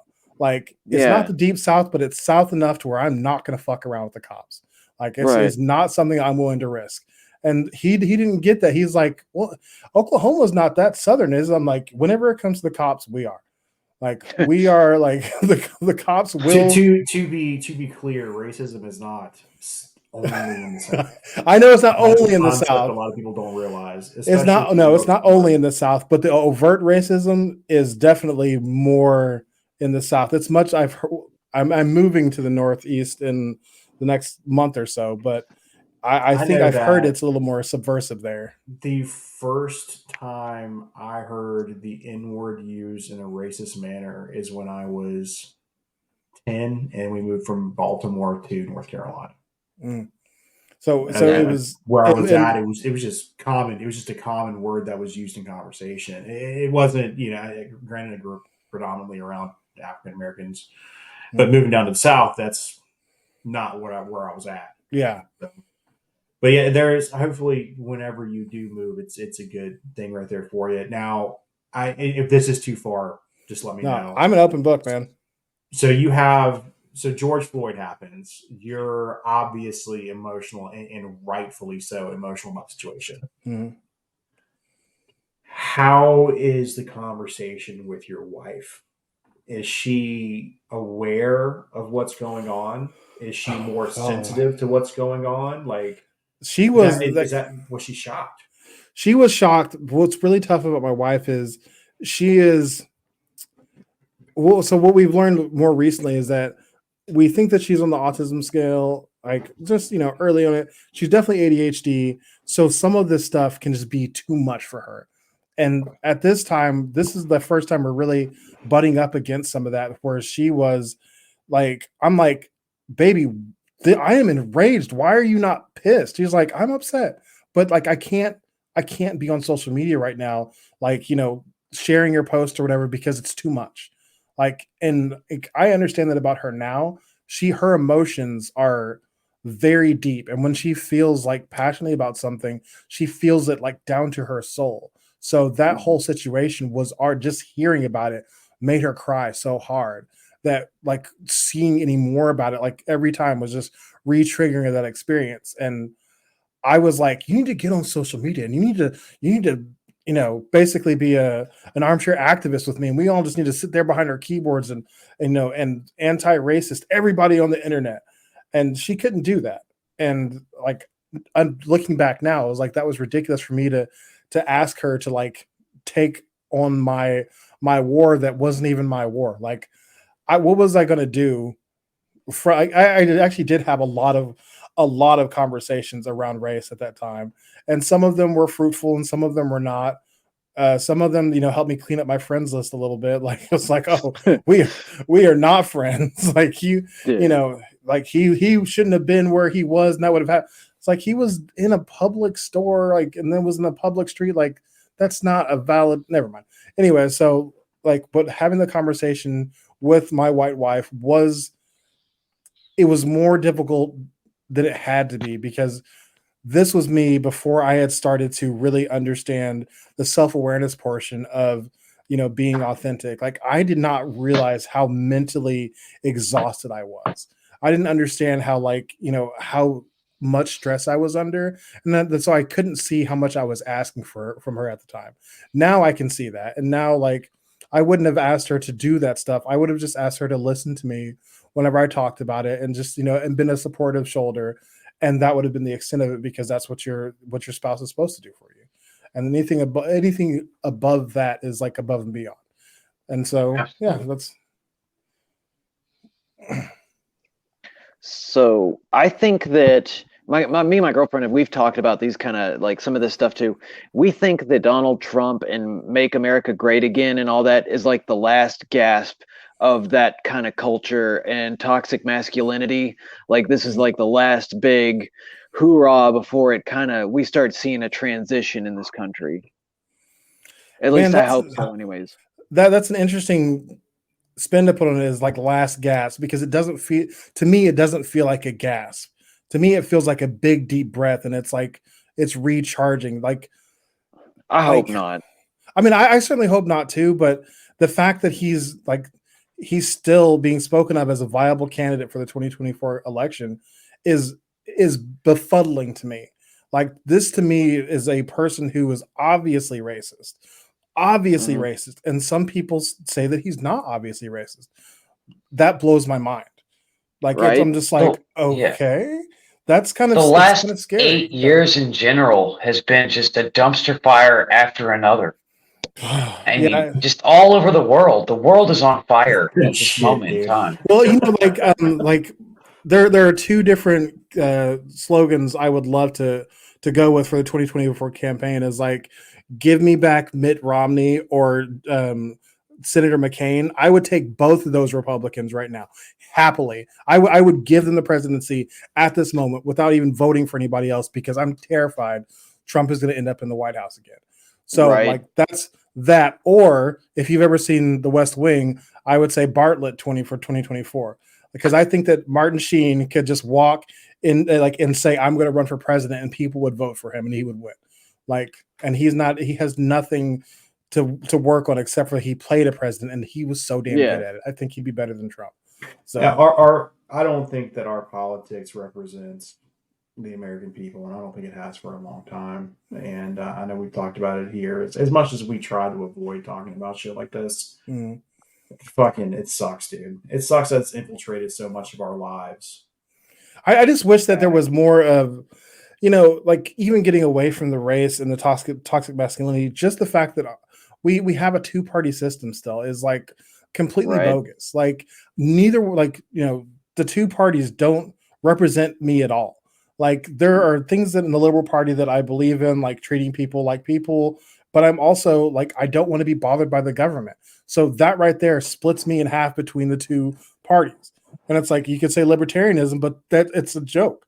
Like, libertarianism, it's not given any weight. So Go ahead. Not to Dana. mention, I was going to say that nowadays, because we were talking about the lost cause myth a minute ago, they're trying to spin that like the South was a libertarian government. Because I, of course, wanted to dabble in libertarianism. When I found that out, I was like, nope, I'm out. Nah, screw Well, I that. mean, you have to think about the fact that the Democratic and Republican tickets they've completely switched. Like Yeah, Abraham Lincoln was a Republican, and right. like everything that Republicans do now is what the Democrats used to be for. And so it's, you know, focusing on what they called themselves at the time versus what their main political like moves were. Like I don't know what libertarianism was back then. I know that now it is just like Well, basically I want to be left alone. And I'm for that. the one thing about the libertarians that I don't like is they do not want unions at all. They believe that everything should be privatized. And I mean, we've got the issues with the prison industry complex. And when they've privatized, they're getting away from privatizing that. But like Mhm. we've seen some real heinous things happening to people. And it seems like a lot of times, like when they get that far into capitalism without any kind of regulation, like the humility gets lost. Like Yeah, people start like treating others like. I think that's Go ahead. like a big part of the problem with libertarianism. Like, and I forgot about that is that they kind of want to take all the brakes off of consumerism, and that's like that to me doesn't feel like true to uh, a philosophical belief that I'm in. It's like I do believe in free enterprise. I think that it works. I think it's important. I think that we have a great country because of it, but I think that there does need to be some oversight. And that's why I was like, I need like at least 6 more different like parties to find one that actually has all the beliefs that I supported. Right. Because like I want businesses to be governed. I don't want to be governed. Like I want to be able to make decisions for myself, but I want whenever people start to get together and organize, I want there to be rules on that.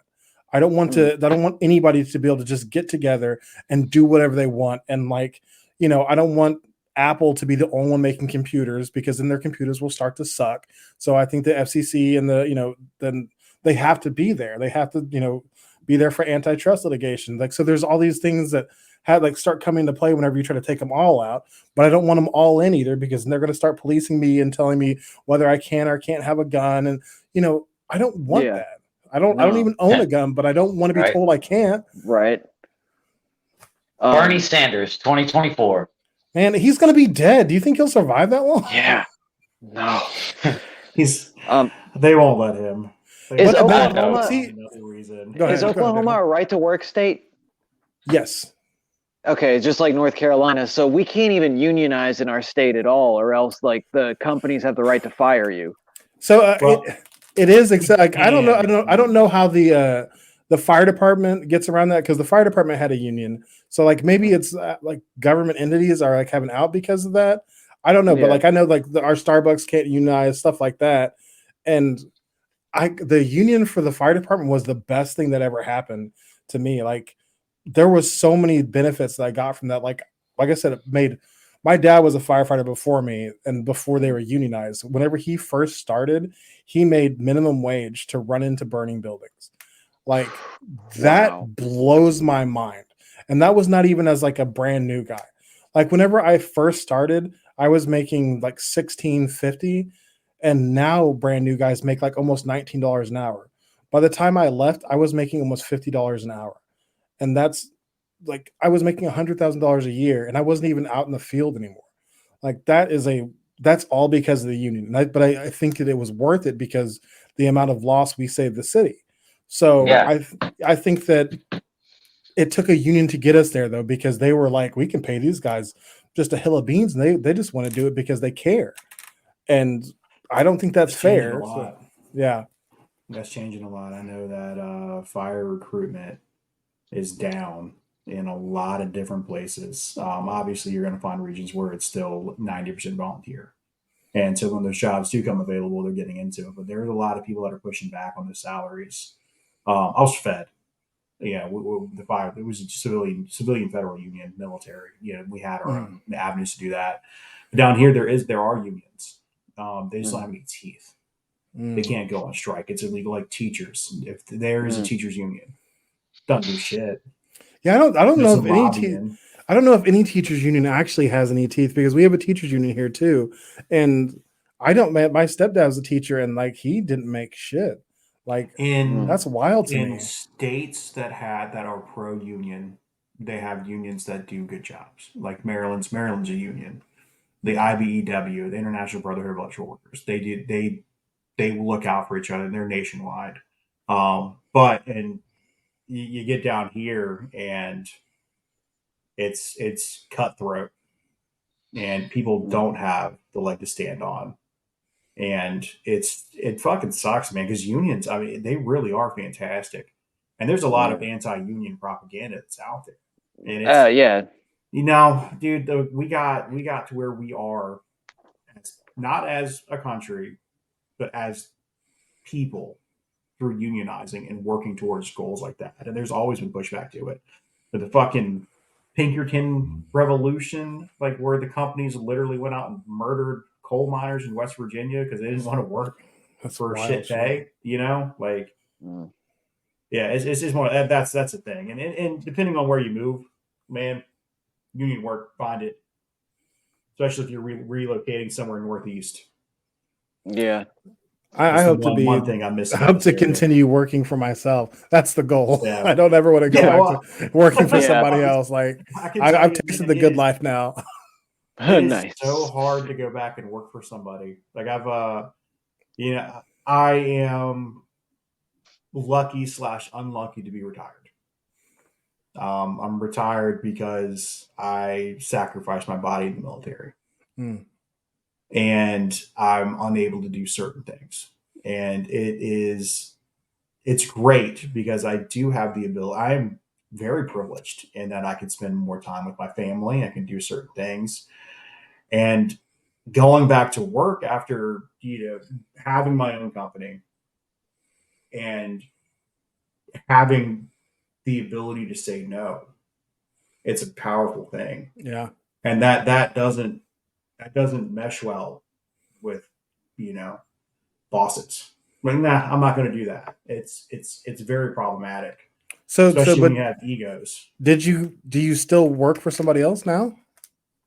I am working on becoming a clinical mental health counselor.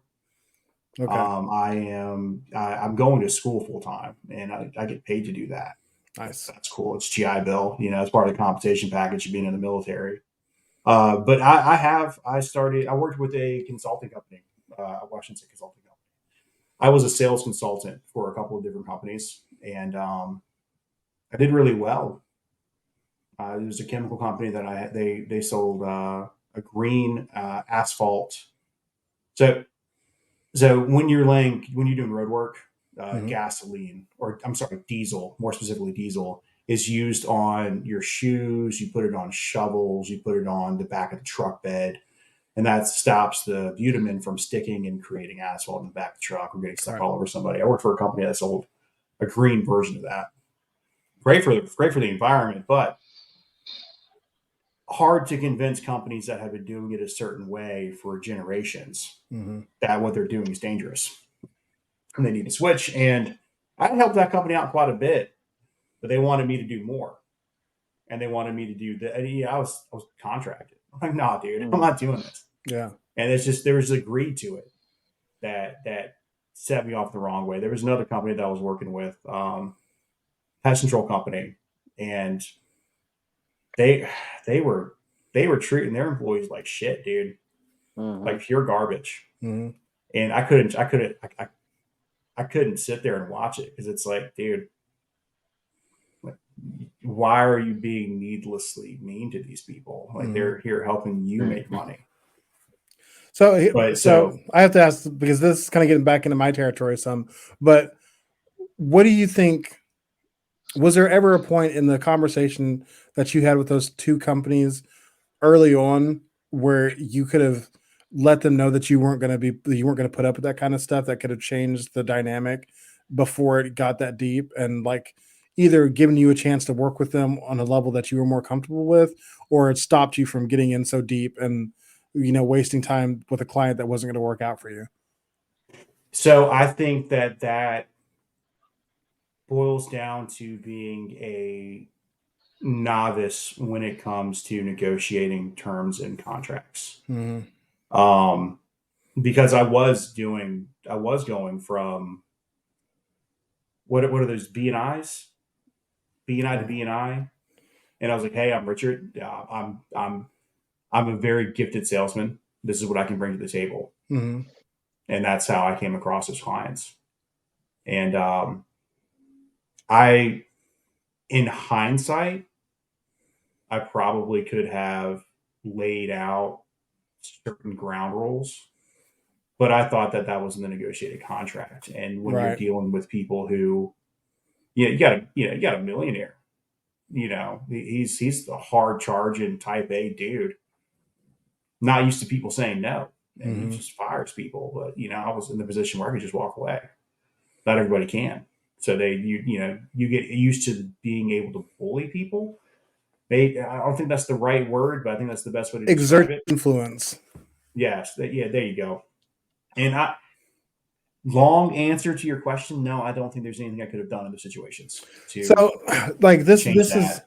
this is something where like I talk about authenticity in your work is something I coach on, and those contracts, like there are contracts built already, yes, but there is a lot of room for you to insert those types of things into your contract by putting them in your own terms of service, like by saying, if you breach these contract, like these things, so and so, like I'm still going to get paid, but I'm not going to have to do the work for you anymore, because it's important for you to like be able to say, if you treat your clients like, or treat your workers like shit, I'm not going to have my name tied to you anymore, but you're still going to owe me the money that I was guaranteed throughout this contract, whatever it was. And I think that giving people the information to work with you, like give them the opportunity to work with you on a level in which you are able to completely have clear conscience and be able to move forward with like total confidence in the work that you do, is something that a lot of people don't take. They don't take the opportunity to do, because they're just like, I just assume that it needs to be this way because this is the way the contract is written.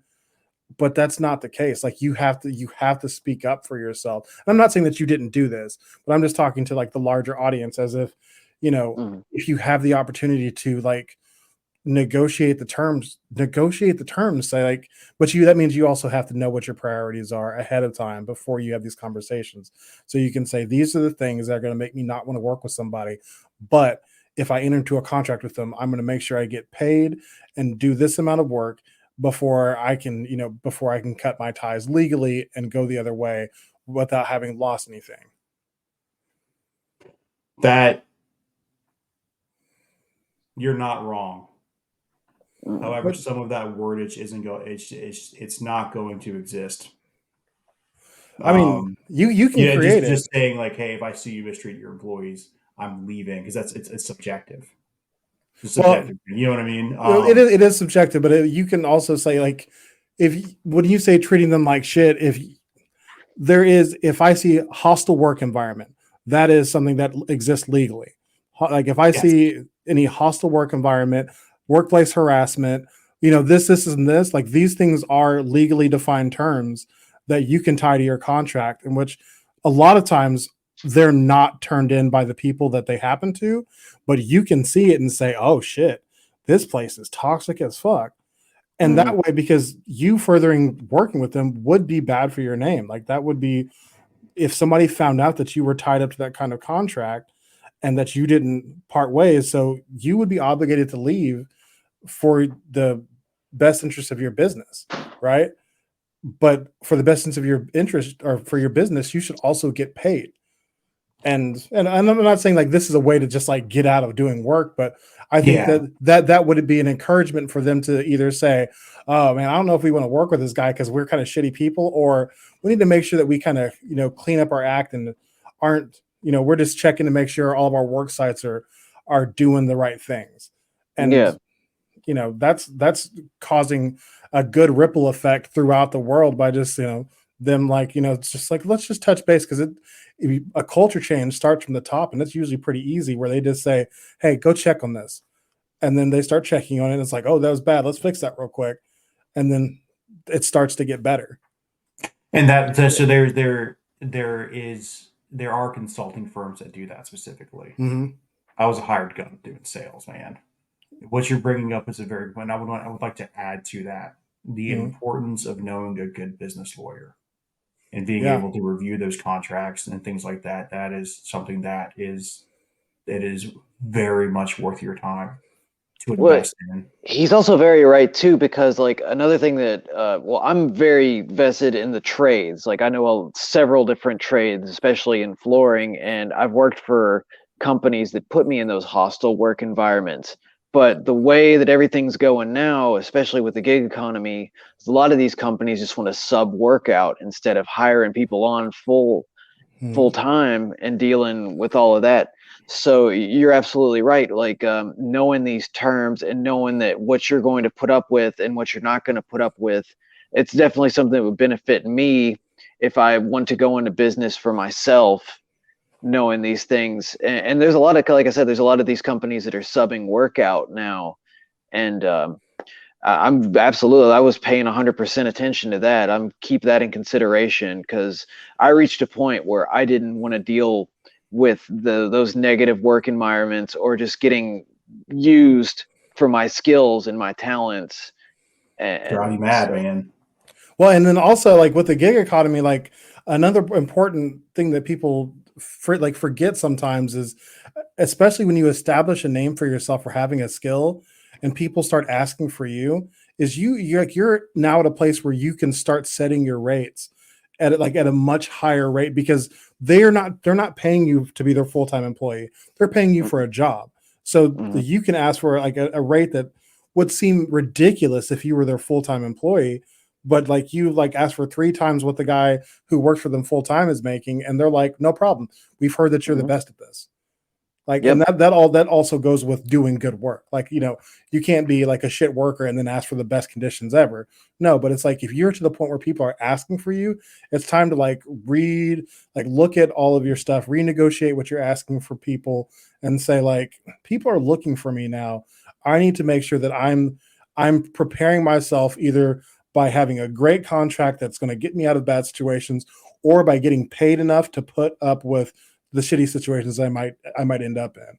Because with me, like I can put up with a lot if I'm getting paid an exorbitant amount. Like I can put Right. up with a lot anyways, as I told you about my birthday Golden weekend. handcuffs, man. See, I'm in I'm at a crossroads myself right now because I work for these companies. My body's starting to break down a little bit. Like my wrists just can't work like they used to, and I'm very fortunate. I got a girlfriend right now that she's like, I, work towards your next goal in life. I don't care what you're doing. I love you regardless. And then my daughters are just like, Daddy, we don't care if you flip burgers or whatever, just as long as you're happy. Yeah. And so I've got a lot of support. I didn't have that before because my dad, and he just wanted me to go into the military. That was his answer for everything. And I was like, my mother died when I was 18, and I was not in the mindset for the military to go from dealing with that into a very hostile work environment. the most hostile. Like I mean, you might be able to say the most hostile work environment. Especially when you were 18. Yeah. Yeah.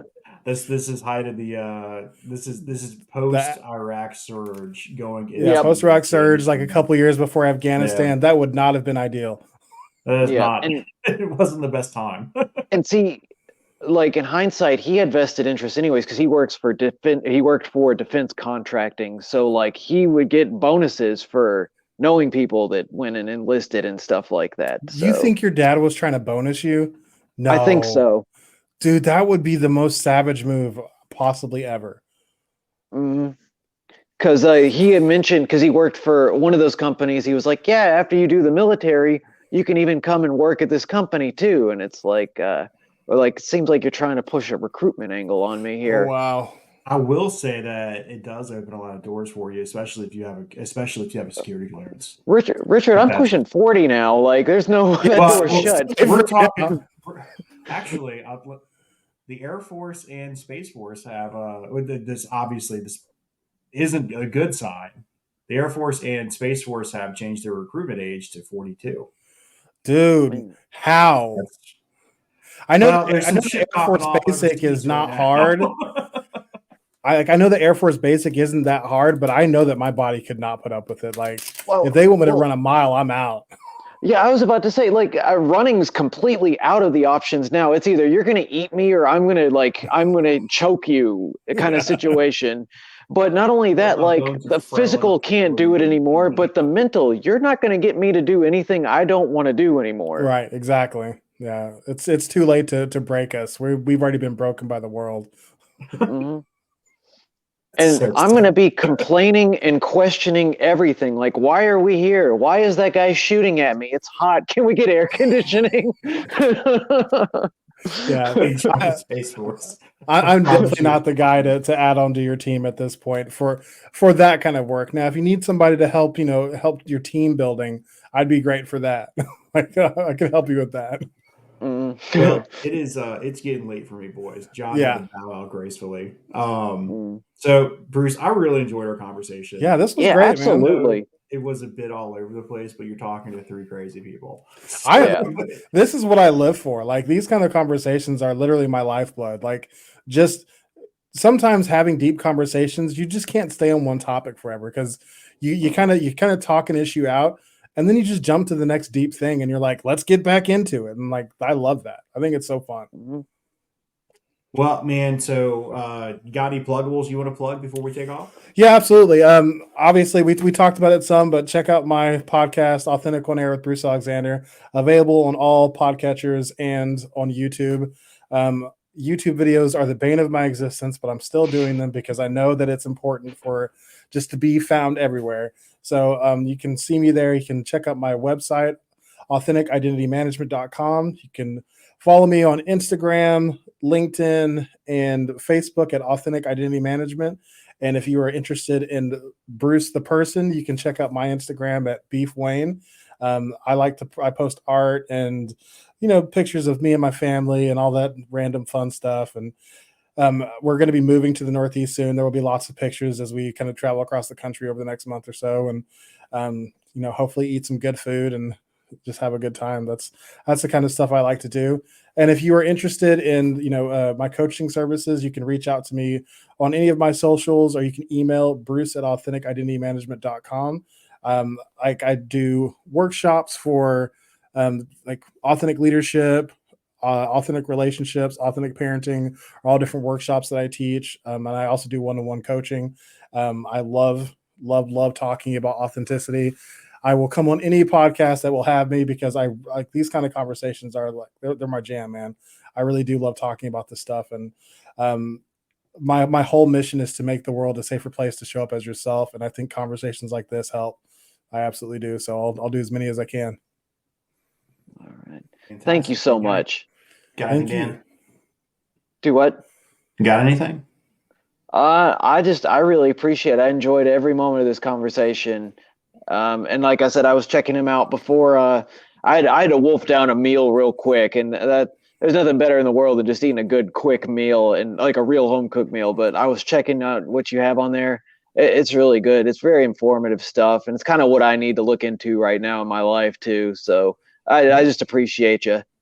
Yeah, absolutely, man. Like, if you're interested in any of my services, hit me up. But also, like, I also just appreciate you asking questions. Like in this type of situation, I don't want to gatekeep my information. Like, obviously, if you want to get drilled down into the like the specifics of being more authentic, I can help people with that. But also, in a forum like this where we're just having a conversation, I think it's really great to just talk about authenticity because it gives more space for it. It just allows people to show up more authentically because we're just having conversations about showing up as yourself. And I think that you asking questions and being like, it takes a certain amount of vulnerability to ask a question that is slightly uncomfortable. And that goes to both of you guys, like, and to John as well. Like, you guys all asked questions that involved being vulnerable. And like, I love that. So you guys did a great job as far as host as well. So thank you for that. All right. Well, guys, I got to head out.